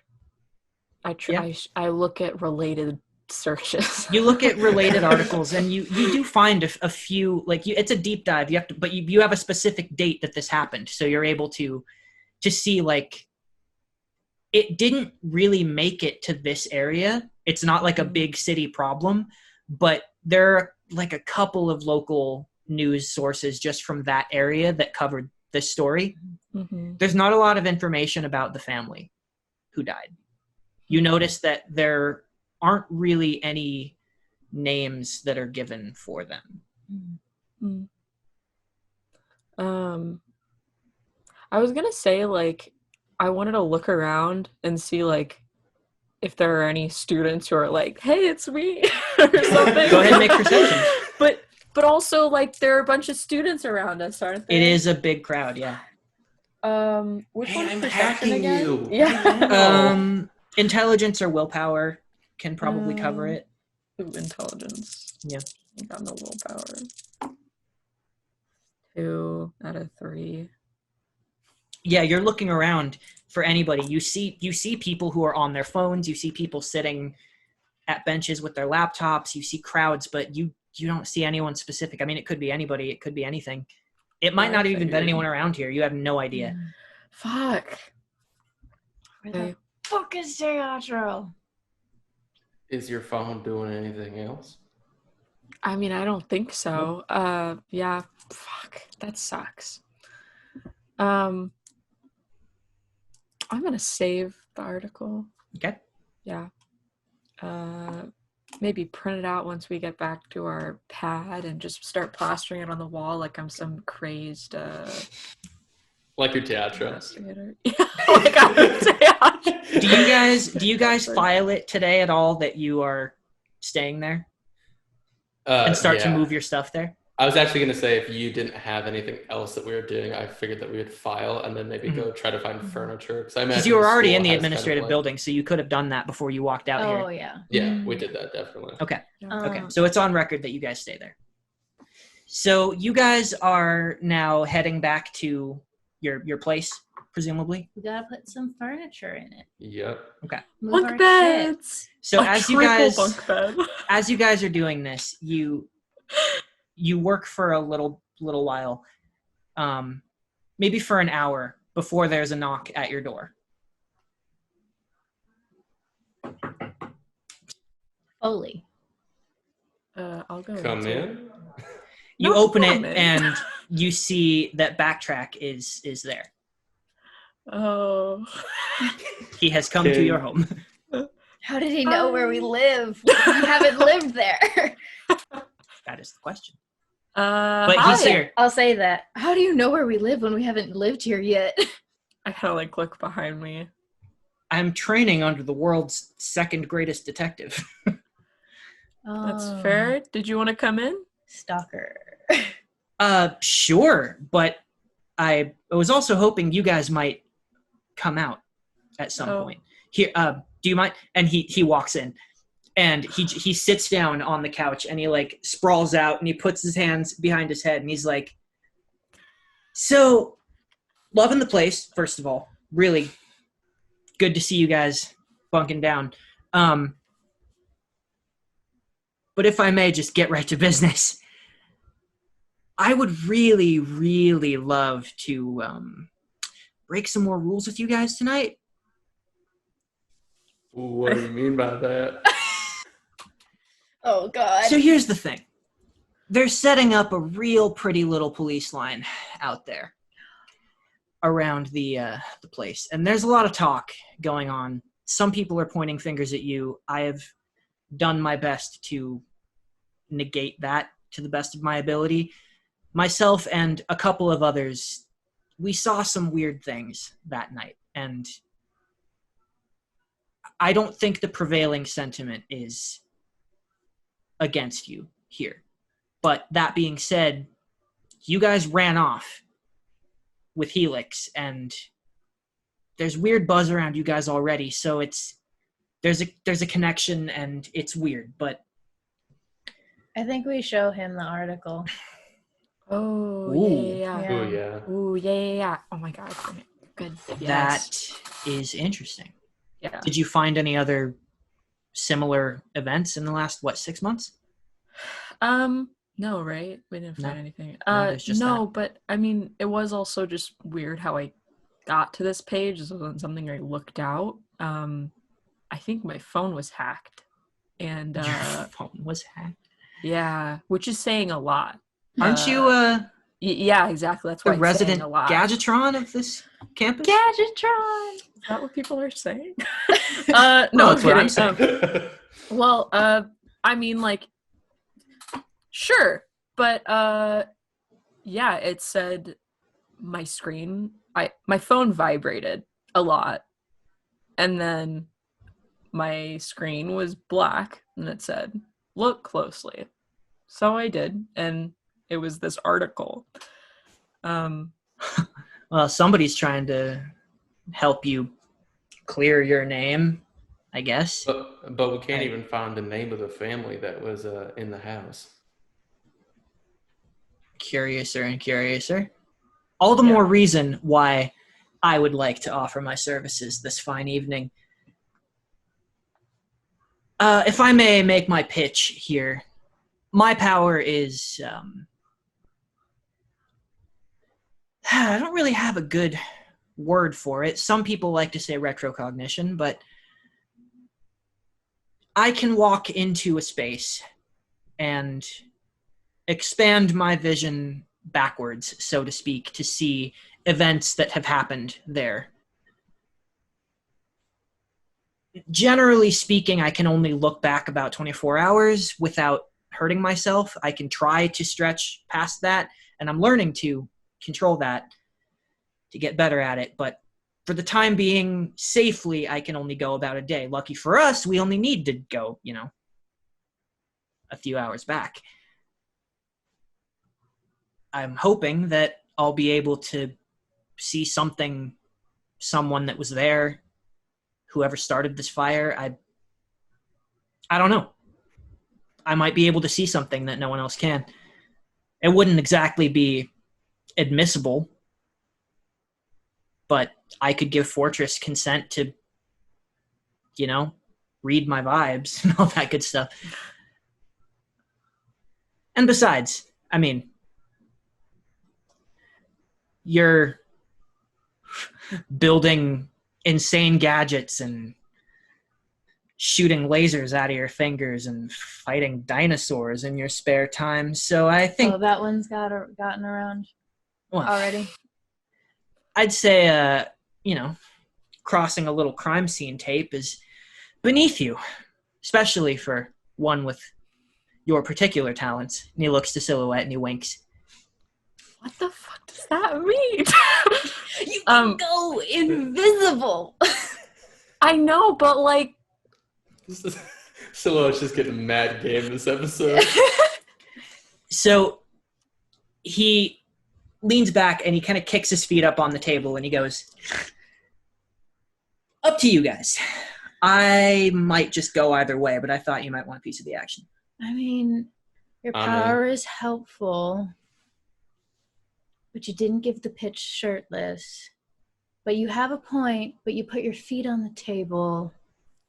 Yeah, we'll come. Well, I'm glad I passed the admissions process. I don't know. I mean, like, why do you really need us there, too? I mean, if it's just for other people to see that we're there. But what if we could find out some more about those shadow creatures? Well, let me make one thing very clear. No one can see us going there. Now, I'm learning a lot about how FCS operates and the way that these investigations tend to go. They were investigating all night. They have the rest of the day.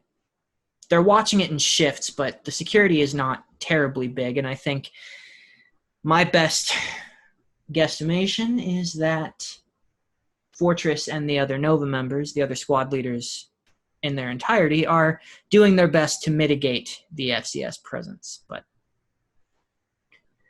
it is what it is, right? A fire was lit. It was technically off campus, so can't be helped.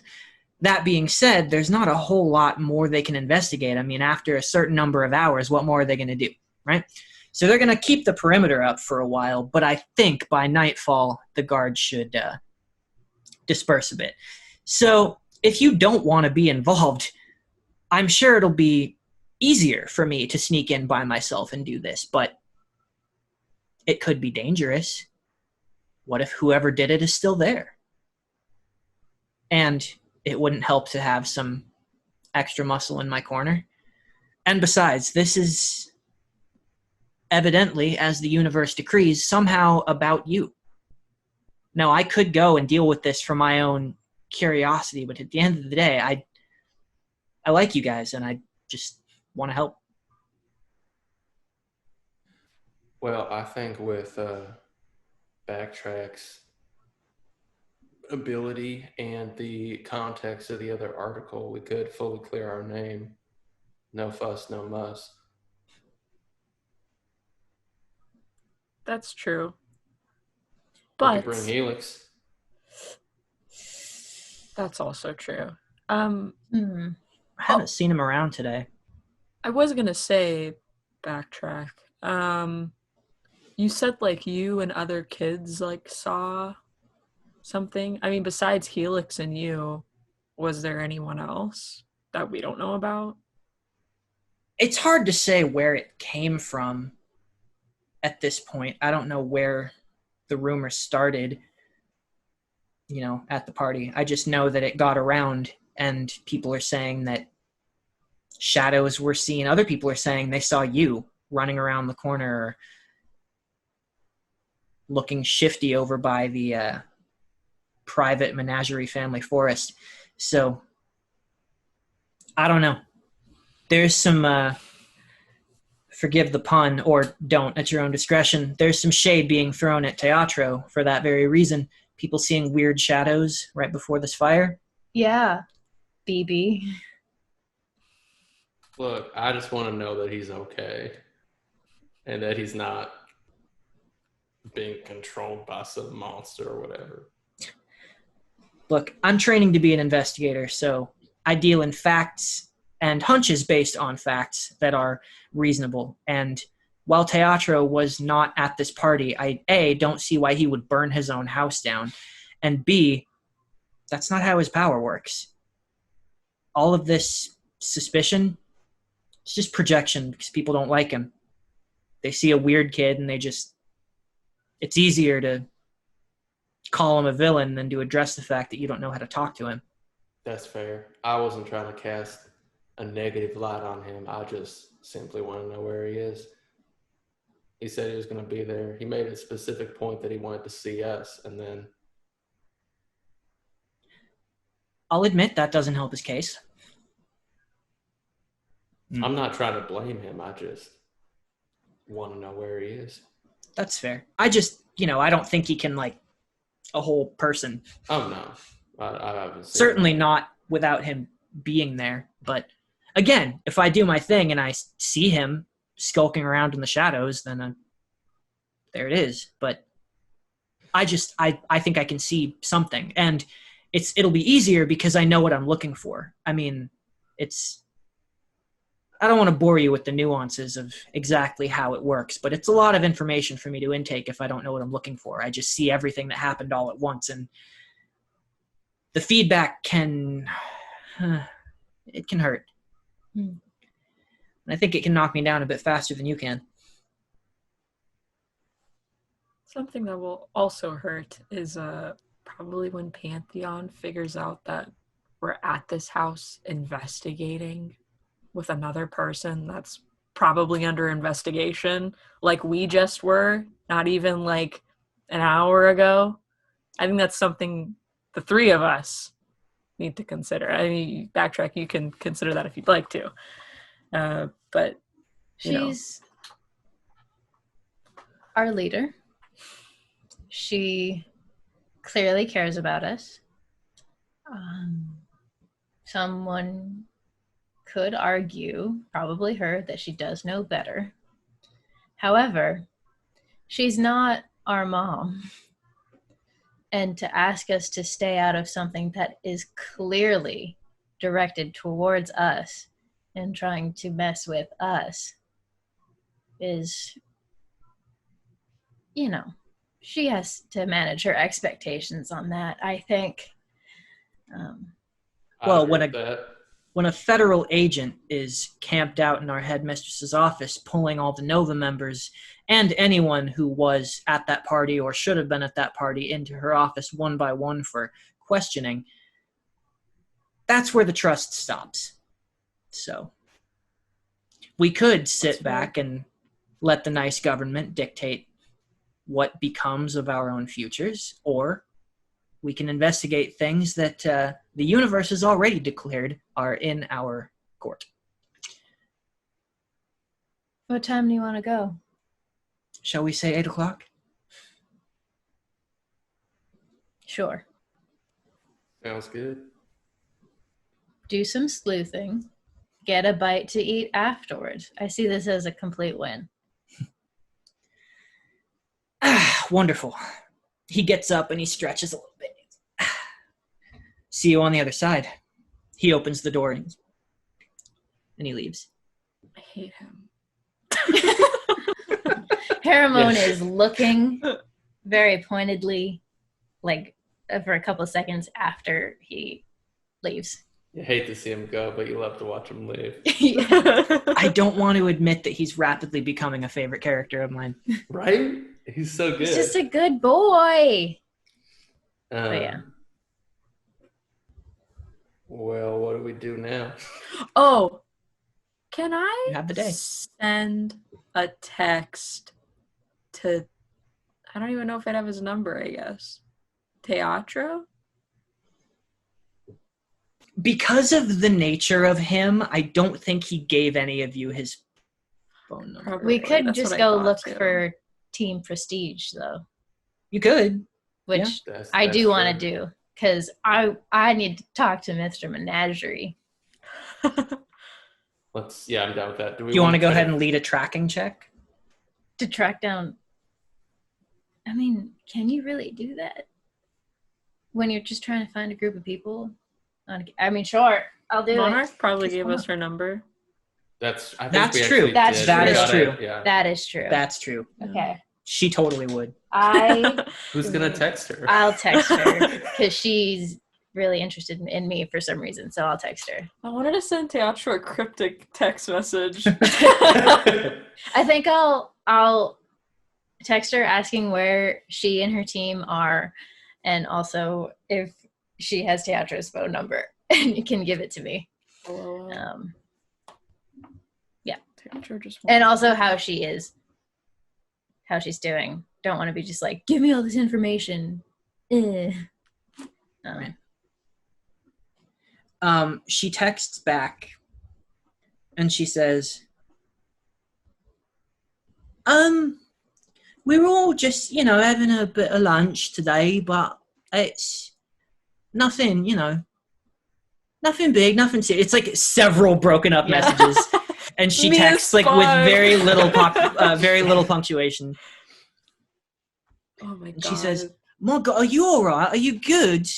I mean, things are weird, and that was a very weird thing to happen. But as for Teatro, we're staying in another house on not on the same street, but in a different, a temporary little dorm, and one of the more standard and not quite as roomy, but it'll do for now. And Teatro wasn't really around to help us with, a bit of the temporary moving. Of our things and such, but I'll let you know if I see him." Man. And there's like 4 hearts. The fact It's like 4 orange hearts. Yes. The fact that his own team hasn't seen him is concerning to me. Not helpful. I'd agree. Do we still want to meet up with them at their new dorm? I mean, I think it would be helpful. I think we should show that article to as many people as we can, honestly, just to get everyone's gears turning. I wonder if Mr. Menagerie would have any, or his parents rather, would have any resources that we could use. Like rich person info resources. Maybe. Like giant library resources. I could see that. So do we want to try to meet with them back at their dorm or someplace else? Yeah. You can do that, Yeah. So you head over across campus to where, well, actually, I mean, you're in one of the dorm areas, and there are a few different ones, you know, so it wouldn't actually be that far. So you go to, presumably you have her tell you where, You knock on the door, and she answers, and she just immediately hugs you. Oh, That's okay. So sweet. I'm so glad that you're all right. All of you, look at you. You look a lot better when you're not all sweaty. Well, sweat looks good on some people. Backtrack, for example. Yeah. But I'll digress. Let's not even go there. Oh, mister, we got company. She looks back, and you see Menagerie sort of step into frame. He looks a little bit frazzled, like he hasn't slept very well. He's like wearing a t-shirt, which for him is like, whoa. It's like a nice fitted t-shirt, but it's a t-shirt on Mr. Menagerie. And he sees you, and he kind of sighs, and he slicks his hair back, and he's like, oh, hey, please, come in. Please, come in. Sorry about your house. What are his vibes? Make a willpower. I want to make a very meaningful eye contact again. Yeah, can I get a vibe check on Mr. Menagerie? Yeah. Make a willpower. Okay. And for the purposes of this, like in D&D, insight is different than perception? Or no? Yeah, it's not. Perception does not Yeah. quantify it. Not great. You know. Ooh, I rolled bad. Just one out of 3. Well, I didn't roll any, so you'll get something. Okay. Yeah. Not a smashing success, but it's Nice. a success. He looks like a weird mix of things. First and foremost, he looks tired, like he hasn't slept. He is frazzled. He doesn't know what to think. He is very concerned, and he feels weird toward you guys, but not. It doesn't read like anger. It's cautious. Okay. Look, we just wanted to stop by to show you something. Oh, yeah. Yeah, sure. Where's Matroshka? So, you hear kind of pots and pans fumbling around in the kitchen area. oh my god, is she cooking? You look over through the kind of kitchen, because there's like the kitchen kind of comes out in a strip, and it's almost like a windowed area. There's not a window, but it's like a negative space thing, right? So you can see into the kitchen from the living room, and you see 3 Matroshkas running around cooking, and you can smell like this smell of like spices and paprika of something cooking in this house that just sort of fills the area, and it's like making it really warm in here. So like the AC is on, but there's like a heat wave coming from the kitchen. Cute. I love So that. she's just like busy in there. I love that so much. I pull out my phone, and I show Mr. Menagerie, the article. He reads it carefully and thoroughly. You see Monarch is like reading over his shoulder. I think I had Joe send it to me. So if she doesn't want to crane her neck, I'll show it to Monarch on my phone. He looks at it, and he's just quiet for like 30 seconds. I know it looked real suspicious when we went off with Helix, but we were investigating some other extremely suspicious activity. I'm sorry if I came across standoffish last night. We didn't really have a chance to speak, but there are others who saw strange things, shadows. A lot of people say they saw shadows of you. The whole thing is strange, and I want you to know I don't think that you did this. I don't think anyone really thinks that you did this. It's just the connection. I mean, you guys running off like that with Helix, going into the forest and coming out once the fire was already lit. It feels like it's possible that somebody wanted to send you a message, but I can't imagine who would have done this. And Teatro not being there, not being here still today is... You see now one of the Matryoshkas, you hear this like sound as another one is made, and a very short Matryoshka runs around to greet you guys wearing an apron. She's so cute. And her face is like a little bit smushed, but it's like pulled into this frown. She goes, I would not believe for a second that Teatro did this. I don't think he can. First of all, his power does not work like this. Yeah. He has to make little birdie shape with his hands in order to cast it onto the wall. And secondly, once you get to know him, he's a very sweet young man. He's not capable of... I mean, I don't think. I've only known him briefly, but Oh, no, we know that. We were just kind of... He asked us to come to the party, and then he wasn't there, so we're as curious as you are. Menagerie kind of rubs his temple, and he's like, you're right. I'm not trying to cast aspersions in any direction. I just need to trust that the AID can handle this with FCS and just step aside and let it happen. That's all that we can do at this point. I don't want to interfere, but this article, maybe you should... I mean, have you considered showing this to someone, Tonitrus, Fortress, anyone? I mean, this is a potential connection. I mean, then again, there are duplicates of all kinds of different powers, and the nature of the fire, I have to say, I mean, I saw it happen. It was bizarre. Nothing struck the place. There was no fireball, nothing that was thrown. There was no one point of impact. Suddenly, fire just erupted from the outer walls and the roof. It spread like an even blanket.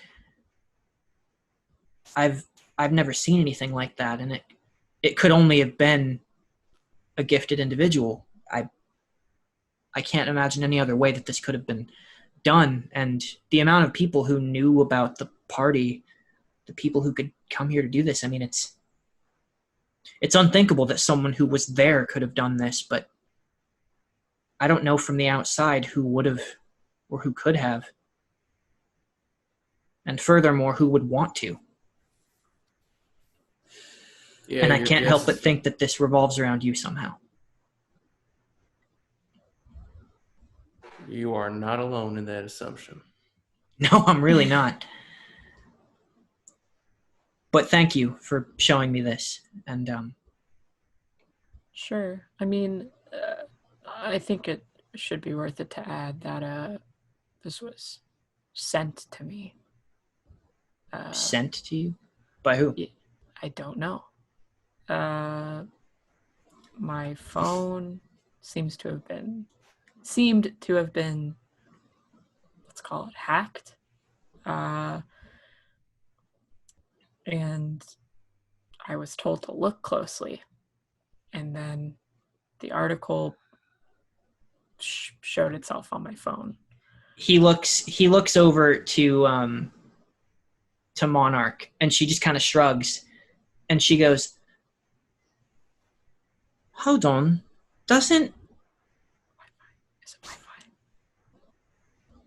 I mean, that's what, that one very nice... What, Wi-Fi? Yeah, doesn't she do that? And Menagerie looks at her with this look like... He's like, why would she send a... We've seen Teatro do a little bit of coding himself. It could have been him. Matryoshka goes, do you all not know that they're friends? Teatro Wi-Fi is one of the only people I ever see him talking to. My heart. That's precious. Also, unrelated, not important, but I just realized that Teatro is sort of destined to be the odd man out of your squad because all of your names start with M except for his. I hadn't thought of that. When he comes back, I could suggest he change to Meatro. But I think on paper it would look like Mitro, and meat. Oh, my soup! And she turns back and goes back to the kitchen. My meat. Oh man. Should we go try to find Wi-Fi? What time is it? Yeah, what time is it right now? Oh, it's like 2 by now. Okay. Probably. I think if we do that, we don't. I'm an adult, but I think Harriman definitely offers to make everyone, but specifically Mr. Menagerie, some tea, and like a specific blend from her home. That's like the chamomile, like chillax version of tea, but like just from a different place. Mm-hmm. Dinosaur chamomile. Like a delicacy here, essentially. I love it. Can we also say that we all exchange phone numbers? Yeah. As you guys, Oh, we didn't get Backtrack's number again. Fuck. I'll retcon that. I'll say that he gave you a way to contact him. So as you have this tea and you have this sort of small release of tension, as you guys get up to leave, Menagerie reaches out a hand. I think to Bailey. Really? Yeah. Okay. And she like in a handshake? Yeah. Or just okay. Yeah, to a handshake, yeah. He goes, she'll shake his hand. Janu starts. Aww. Janu starts. Hey, when the place is in working order again, you guys are welcome to come back. Maybe we'll have a less flammable party next time. I would like to see what a real party is supposed to look like, beginning, middle, and end. Well, it certainly doesn't look like that, but I guess for last night specifically, I can say thank God for big pools. God. Oh, I hate him so much. Fuck. It was like meaningful, shitty rich kid. And then I feel like at this moment we just leave. Yeah. Are we going to go find Wi-Fi? We don't have to. It's just like, what else are we gonna do? That's true. We have 6 hours. If not, I want to look at the article again. Okay. Do I recognize who it's written by? Is that useful at all? You can look into that. Yeah, that's interesting. Okay. Mm-hmm. So you spend some time. Also, the picture. You said there's a picture, right? There's just a picture of the burnt house. Enhance. Like, I want to look to see if there is anything odd about it. I mean, or is it just stock image of burning crumbled. house? It looks like it burned from the outside in, so it caved in on itself. So there are confirmed deaths? Yes. Okay. Just but no you don't name. see names of the family. It's just that family was And where did this happen again? It happened in like the northern side of the first city, suburban. like closer to the coast. Yeah. Okay, wait, you said I could check to see who it's written by, or if that's even useful? I mean, you check who it's written by, and it is just written by there's no way that you would know the person because it was a local news article from that area. Okay. So you can look into other things that person has written. They seem reputable. They just write about like local things that happened in that area. But nothing suspicious about that writer pops up necessarily. You could email them. You could. Hey, I'm a superhero, and I was just at this party, and you could deep dive far enough to like contact the news agency or something. And this is, if you guys are looking for Wi-Fi and or teatro, you can do that on the go, you know? Yeah. Or you can hunker down while they look. Yeah, let's look for Wi-Fi because we didn't get to like interact with her. So how long do you guys devote to this?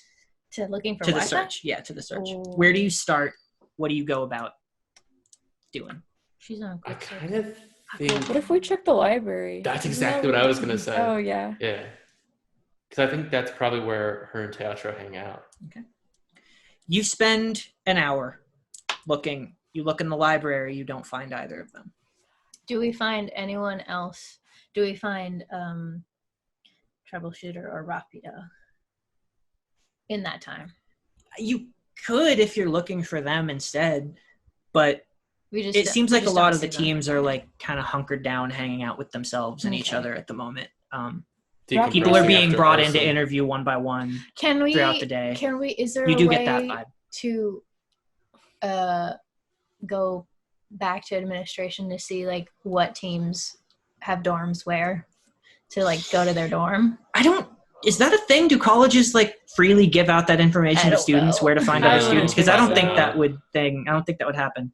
No. You would have to ask around, but I would say an hour goes by, another hour goes by, and you still don't find either of them. And you're starting to run out of places to look. I say we call it and just try to find them another day. Like tomorrow. You can, yeah, okay. Finding Troubleshooter, or I understand now because Troubleshooter and Rapido are on their team, yeah. You could find them, and I think that they would confirm to you that they haven't seen Wi-Fi today. That they saw her this morning. Okay. They were like with her at the end of the party. They all gathered with Quickstep. And then the next morning she went out early. Should we say we only find Rapido because Troubleshooter might be a lot? Meeting Troubleshooter is not something we're going to do today. Yeah. Okay. But Rapido does tell you that Wi-Fi was with them all night, and she left like early in the morning, and no one has seen her since for like the rest of the day. And she didn't say where she was going. Okay. Rapido is like Hurricane Boy, right? He's the speedster with bionic legs. In my head, I've already put like a face to him. He looks like what's that? You know that surfing like decom movie? What? like the Disney Channel original movie. Johnny Tsunami. Yes, he looks like Johnny Tsunami in my head. I've never heard someone say Disney Channel original movie as an abbreviation or whatever. I'm not hip with the youth. They're called decoms. Decom. Shall we forward to going to the place? Yeah. Okay. Yeah. So the rest of the day goes by and you don't hear anything else about Wi-Fi or Rapido, but gets to be close to 8 o'clock. The sun has set and you guys make your way toward the just sort of slightly charred, little bit caved in roof. Parts of the foundation of the walls are showing, almost like the fire sort of rotted through. And you see the lion has been put up. The yellow tape has been put up around the house and around like the woods area outside. As you get closer to there, you rendezvous with Backtrack. How You we notice gonna that do there's this? not... He was correct about the investigation. There are not a bunch of people gathered around this place. You just see one squad car left. Just one guy. And there are two agents of FCS, officers of FCS, who are just sort of standing, kind of keeping watch on the area. There might be more somewhere else, but the investigation has wound down, and now they're just keeping the place like relatively on watch. All right, can you do this quick? I said to Backtrack. I mean, it takes however long it takes, but I know when to look. What? I'll tap into that spot and then make the rounds. I mean, what does this look like? I mean, like, do you have to be near the house, or like? Yeah, I have to Or do be we just- where things happened. I don't even know necessarily what I'm looking for. If I see anyone, I'm gonna take my vision back to when the fire started, So maybe we a have little to- before, and see if I see anyone around So we the have- area. So we have to go into the house with you? You don't have to. I do, but come with me. You get the benefit of live commentary. Silhouette, you can't make other people invisible, right? Just yourself. Yeah, I know. Haramon's brain is like trying to figure out like the best entry and exit strategy. Haramon and I could stay outside and keep watch just in case anyone shows up to give a signal. And maybe Silhouette, you could go invisible and go inside with Backtrack and just kind of like be present to hear what happens. Yeah. Everybody go ahead and make a stealth for me. So that's going to be, if you have a specific stealth skill, you can use that. You can use your rerolls, however many you have. It's a reroll, right? Yeah. It's a number of rerolls equal to the number of skill points you have in there. And then this is an agility roll. Oh, nice. So for them, it's going to be...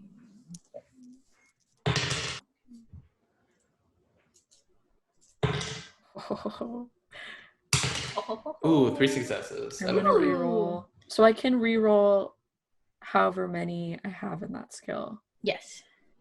So if you have one skill point, it's one dice. Yeah. 5 out of 4. Damn. So all three of you did fairly well. Yeah, I got 2. Okay. Out of So 3. all of you sort of maneuver using your invisibility. You kind of get down, you get quiet, you kind of skirt the grasses, and you manage to just very easily dip under the crime scene line and get into the area. And you position yourself around where the officers are stationed so that the house is kind of between you and they can't really necessarily see you. Backtrack kind of rubs his hands together and he looks around and he goes, I don't know if I should start inside or out. He starts looking around at the ground, the tile, back at the grass. Where did you say you saw the shadow? Kitchen. Kitchen? Yeah. Okay. Well, no, that's where Helix saw one, but you saw it in the outside the window in the living room. Oh, was it outside the living? I thought it was... It was outside the big bay window. Yeah. And then we followed Helix through the kitchen. Through into the kitchen, yeah. Oh, right. I can show him, if he needs to later too, I can show him sort of where the tracks start, if they're still there, at the forest and stuff. Right. So he starts in the house, and as he stands in the center of the living room, you see he just kind of closes his eyes for a moment and he opens them again. His pupils begin to vibrate and dilate super wide until the green of his eyes, the kind of turquoise color that they are, is just skirting the edges, and there are no whites left, and it's mostly all just huge dilated pupil. He takes a deep breath in, and his eyes are still just shaking like they're looking for something. As he's looking around, he breathes out and he lets them settle. And they stay big, but now they're like not moving, and he's looking. I see those who are in here. This is just before it started. He looks around for a minute or so. He starts moving through the rooms. He moves out to the outside. He looks over. I see the shadow. Moved around the corner. Helix is after it. He's booking it toward the forest, but it's already gone. I see 3 more. They do look like you. Oh, this is creepy. I hate this. I'm glad you can't see this. He starts to follow you, and then you see he stops. He goes. He looks back, and he starts to speak louder, like he's trying to talk over something. And then he kind of stops himself. Yeah. He's like, they're starting to notice it. Hold on, I need to go back again. He walks over to kind of the pool area. He looks around at the fire, or presumably at the fire. His eyes are sort of glinting upward, and he says, "There was no starting point." They're right. It's what they're saying. I mean, I saw this the first time. There was no one here, but he looks like he's walking around people who aren't there, looking up and down around the height of a person. He looks back at the fire, and then his head whips around quickly to the corner of the house. Wait, I see. There's someone. Ooh. He like starts to book it. He moves like really quickly, like he's trying to catch up with something. He walks around right to the corner. His eyes follow to the tree line, and he just starts to walk with purpose. Do you guys follow him? Mm-hmm. Yeah. You step over to the tree line, and his hands are shaking, and he looks around, and he stops, and his eyes like stay wide, and his eyebrows kind of go up, and he goes, "Oh God, I see him. I see," and suddenly, like a spike through him, no. His eyes shoot back down to their normal size. His eyebrows kind of like shoot up. His entire face is vibrating. Like saliva starts to drip as he falls to the ground and begins to convulse. Fucking with I try to He catch reaches him. up with his hands, and he's clutching at his head, at his temples. I will get down on the ground and immediately go through my first aid kit, any herbs that I might have, anything that might help alleviate this. And also get ready to low-key smother him if he starts to scream. Okay. He does look like he is about to scream. Yeah. He's like babbling, trying to say words through this. I see So I'll and it just becomes incomprehensible. I'll sit down and I'll try to like pull him into me and just sort of like hold him from the back. Mm-hmm. and try to just be as soothing as possible, while I think directing. He's making a lot of noise. I was gonna say I can help Paramount like restrain him. Yeah. Okay. I think as well, yeah. I'll direct one of you two to start looking in my bag as I just sort of hold him. Okay. And try to not like stop him from breathing, obviously, but just try to muffle the sound that he makes. Okay. I'm gonna have Silhouette go ahead and make a strength roll, and I will give you. What is your strength score? 3. Okay, so I will give you 3 rerolls if you want.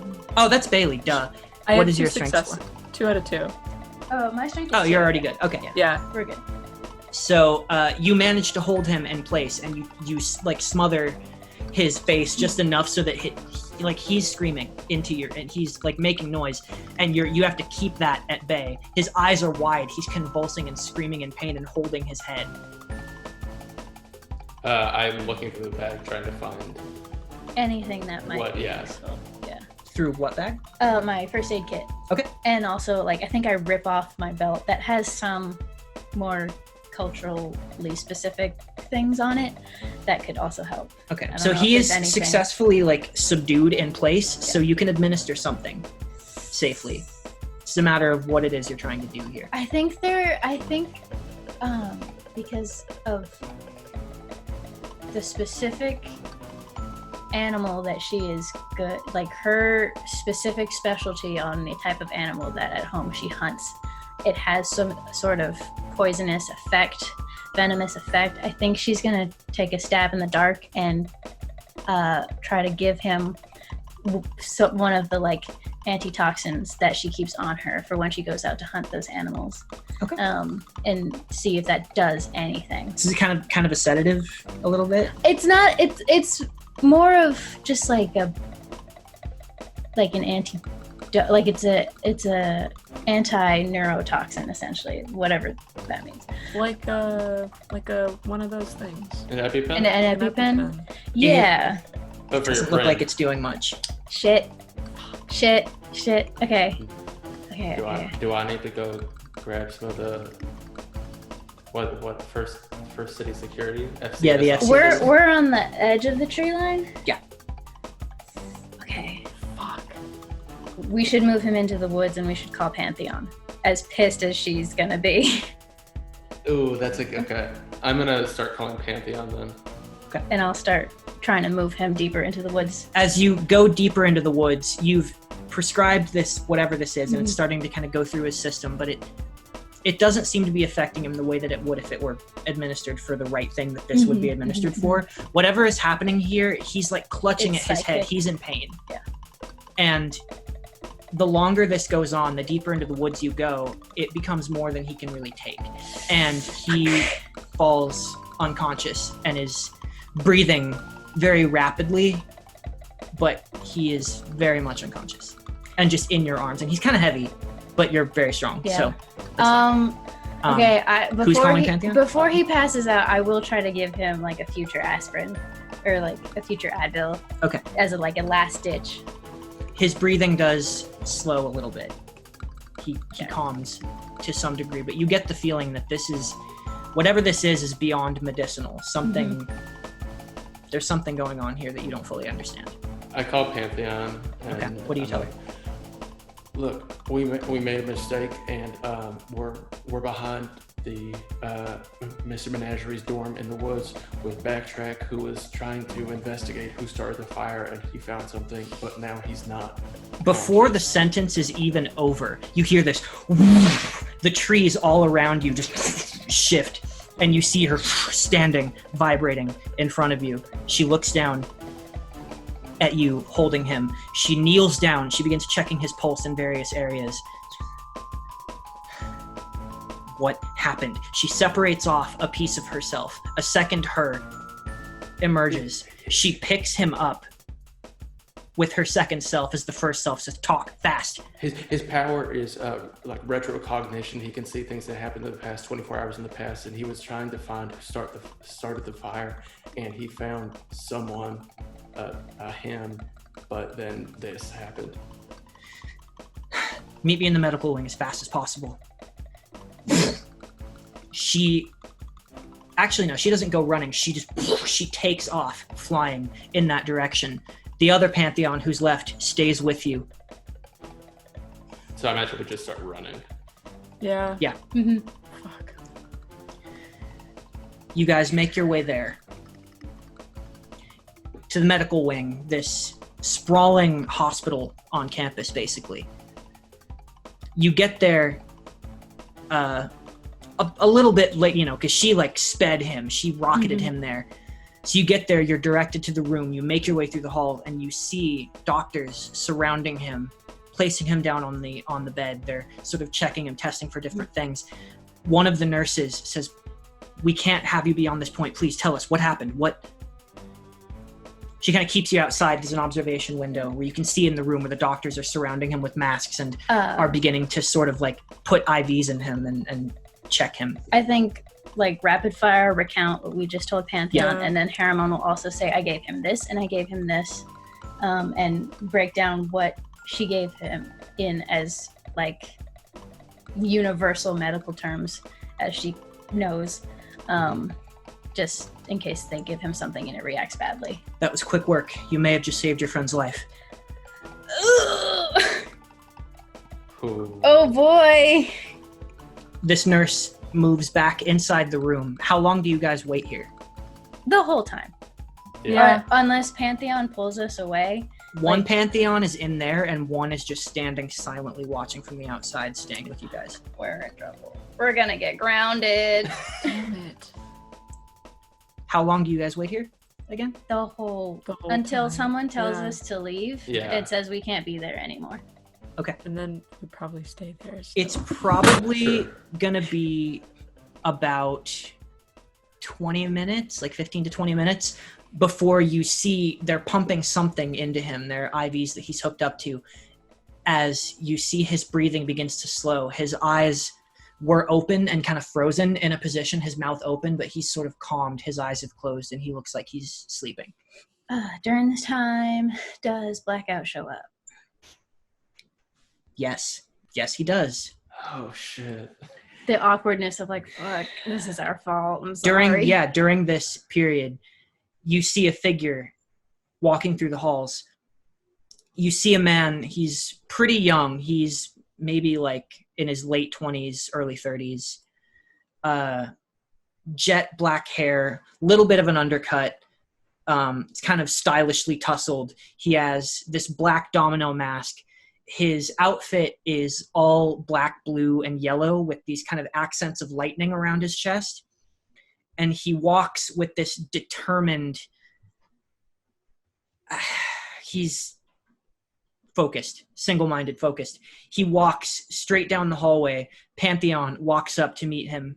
Actually, Pantheon splits off again, and a third Pantheon goes to him, and they begin to speak and walk. He walks through. He casts you guys a look, not of anger, but of just this intense focus before he, ignoring everyone else, steps into the room and kneels by Backtrack's bedside. And he's there throughout the rest of the process. And Blackout, that is Blackout. He's here. As this is going on, that kind of 20 minutes pass. One of the doctors steps out. She closes the door behind her. She looks to you and she says, "You caught this in time. Whatever is happening here is not medical. He went into a state of some kind of neurological shock. We need to bring in someone else to look more deeply into this. But you've done all that you can, and your quick work probably did save him. He's okay now. He just needs to rest. But he'll recover." We didn't mean to. Bailey's just stopped speaking. Blackout doesn't come out. He remains. You see he remains sitting, and he has Backtrack's hand in his. Fuck. Oh god, this is so emotional. Pantheon looks to you all. She goes, "We'll talk about this later. Oh no. You don't need this now." You see the various aspects of her return back and shift back into her form.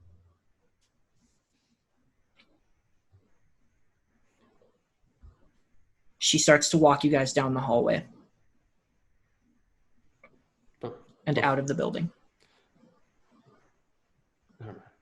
No, yeah. What? Before you leave the building? I was gonna pull up the article on my phone and just show it to her and not really say anything. Or no, I'll like pass it on to her and say, we were trying to see if we could figure out what the connection to this was.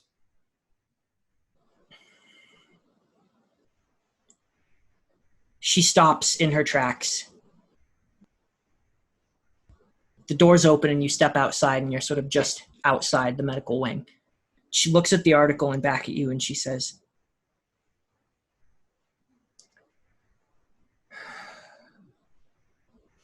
Look, I'm not going to chew you out for this.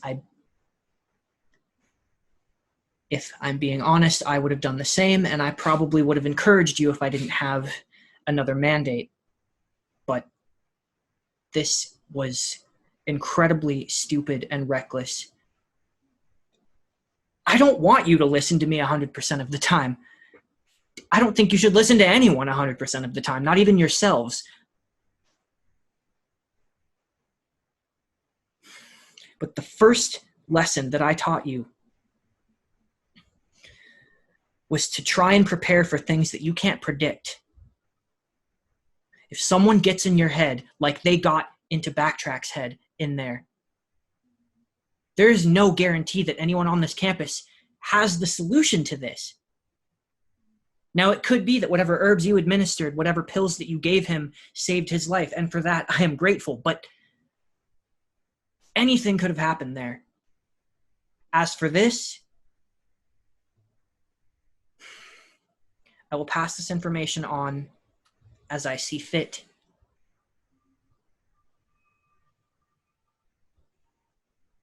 It was good work digging this up,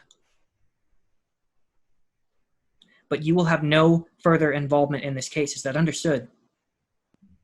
Yes, ma'am. I do tell Pantheon that, like, I didn't find it and that it was sent to me. She kind of rubs the bridge of her nose a little bit. Just breathes out.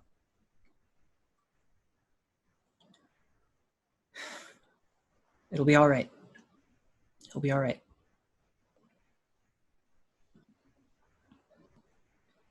Does she leave us? Or do we all sort of like go walk together? She walks you back to where you're staying. Okay. She goes, we'll meet a little later than usual tomorrow. Call it noon. If you want to talk more about this, we can. But for the time being, just lay low. This could get ugly. I'll make sure it doesn't. Thank you.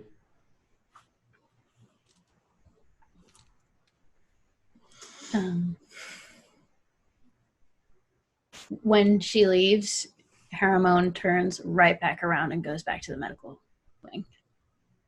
Okay. It's getting kind of late at this point. You go back. Blackout is still there. Is there anything specific you're doing, or you're just going to be there? I think because it did help a little bit, I think she's going to ask someone, she's going to ask around to see, like,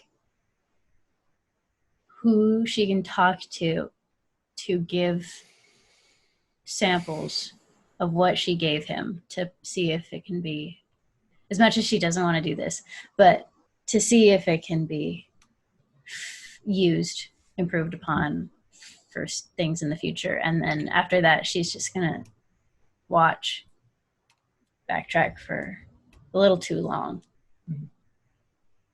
You just see Blackout just stay with him through the night. He'll outlast you no matter what. Yeah. And they will tell you that he needs to rest and shouldn't be taking visitors. He's breathing steadily. He really, now at this point, he just looks like he's asleep.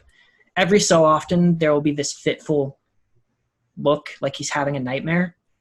His head will shake slightly, but he's okay. She's as far as you can tell. On the like bedside table, she's just gonna leave a little charm that looks kind of like a constellation. Okay. And leave it there when she leaves. I don't think they would let you back in. Okay. Necessarily, but you could give it to someone to be brought in. Or you could leave it outside the window, like on the table. I think I'll knock and see if I can give it to Blackout, and if he doesn't respond, then He'll open the door. Yeah. He won't really say anything, and he sees it. He smiles. Thank you. Doesn't say anything and leaves. One way or another, the rest of you find yourself to sleep. In your own rooms together, for the second night. This time furnished with your belongings in a way that feels more like a home. Sleep might come a little more difficult tonight, given everything. And Bailey, the images in your mind as you drift off to sleep, your mind sort of congeals around a dream of a memory that's long since faded and bled into a seemingly endless amount of similar memories. Nevertheless, you're back there again. You're 16 years old. You're wearing this black bodysuit designed for maneuverability and movement. Sort of wicks away sweat as you move, and there is sweat on your brow as you're running, panting even, with this singular focus. You're in a training chamber, this immense, just massive dome of a place that is cacophonous with these huge clanging sounds of these big metal platforms, some just large enough for a person to stand on, that are moving up and out and around from the floor, from the walls, sometimes crushing down from the ceiling. You are about 15 feet up, 20 feet up as you're moving up in this exercise. You can see a singular non-moving platform that is the highest platform up. It's maybe 30 feet, where there is a simple white flag that you and your team member must capture before the other team. And you see the other team making their way. They're running up along the wall on the other side, jumping from these moving platforms. One of them barely catches the edge and pulls himself up. And they're wearing white versions of your same uniform, denoting that they're on the opposite team. And they're running up and they're getting closer. As you look up, you deftly leap across, landing on your feet perfectly, ready to move forward. You can see high up around in the chamber, there are these nozzles that are slowly filling the room with gas. And that gas, as you start to breathe it in, you feel this kind of wooziness. This is some kind of sleeping agent. Do you do anything to counter it in any way?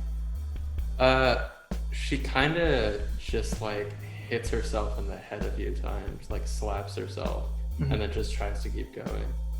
You keep going.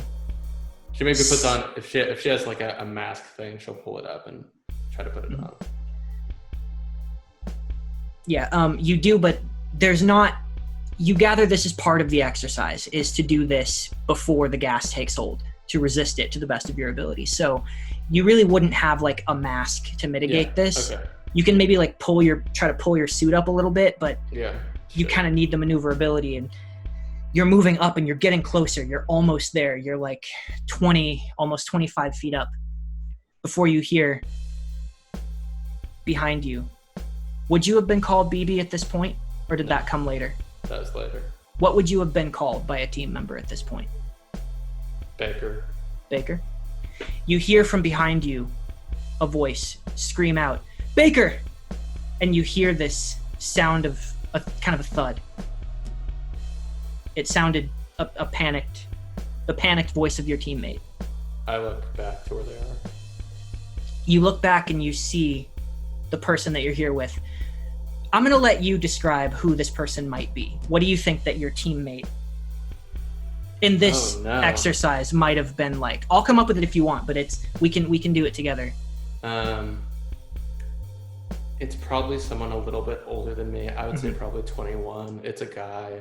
I would say they look very military. Okay. Very short, buzzed hair. Yeah, buzzed hair. Muscular.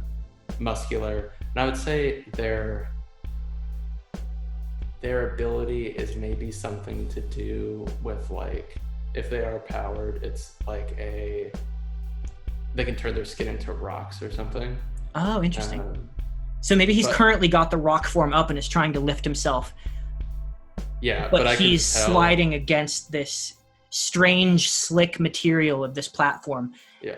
as you see another platform is about to push out from the wall to knock him off, or at least graze his fingers and make him fall. As you look back, you see him looking up, his eyes pleading toward you. Looking down, the fall wouldn't kill him.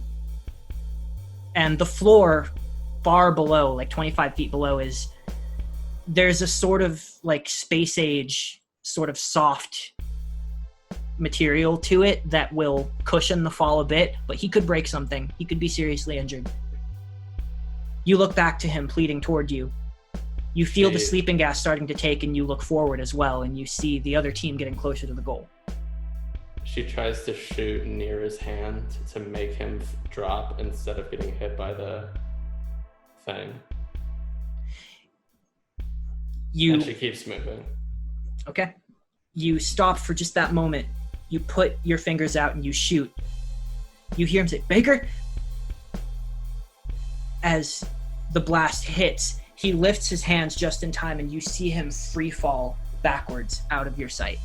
You don't even register the sound anymore as you push through and through.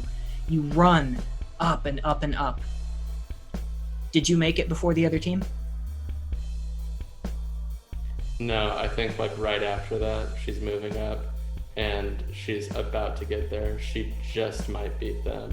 And then another panel comes out of the wall, hits her, and she just falls into darkness. As you run up, you leap toward the final goal. As this panel that you hadn't seen before pushes out from the wall and knocks the wind out of you. And in that moment, it's almost slow motion. You're just about as high up as this chamber goes. High enough to see the observation window above, the people administering this test and watching. You see your mother. Her hair pulled up into a tight bun, hard features, practically emotionless, impossible to read, wearing a lab coat, marking something down on a computer terminal in front of her. And in that moment of falling, you see 5 other figures, maybe like 5 or 6 other figures standing around her. There are other sort of lab coats in that room as well. Maybe some security. But this little cadre of figures that you see here, just standing and watching, they're all dressed identically. They're wearing these dark gray kind of pantsuit-like outfits that sort of naturally fade into a cape, to sort of a half like one shoulder cape over one side, kind of an Imperial sort of a vibe, like Star Wars Imperial kind of a vibe. As they're all just watching all of these figures. They're various ages, races, and genders. They're not any one uniform type of person that you recognize, but they're intimidating and imposing, and they're just watching like hawks. And as your eyes scan over these figures, the memory sort of freezes on this one moment. As you're scanning over these faces, you see one of them looking down. A woman with maybe a little shorter, curly, dark brown hair, sort of pointed features and hard, dark eyes. As you see the face of Detective Asher, who you met today, but without the scar across the bridge of her nose, watching with those cold, hard eyes as you fall into darkness. Dude. She wakes up with like and she's really shaken, and she turns over in her bed, and she kind of puts her arms over her chest like this and lays down face down into the pillow. And you can see, if you were in the room with her, you would see her back rising and falling in really ragged sobbing motions. It is too early morning to be awake. The sun has not risen yet. The sky is still just a shade under sunrise. It's starting to get slightly lighter blue. And as you try to coax yourself back to sleep under the weight of this memory, that is where we will pick up next time. Damn, that was a rough session. So many emotions were had. Oh, apologies to anyone for going a little bit long this time, but this is a pretty big episode for everybody, and we'll see massive as we get more and more into presumably the overarching plot of this season and what is to come. Thank you all for joining us, and we'll see you next time.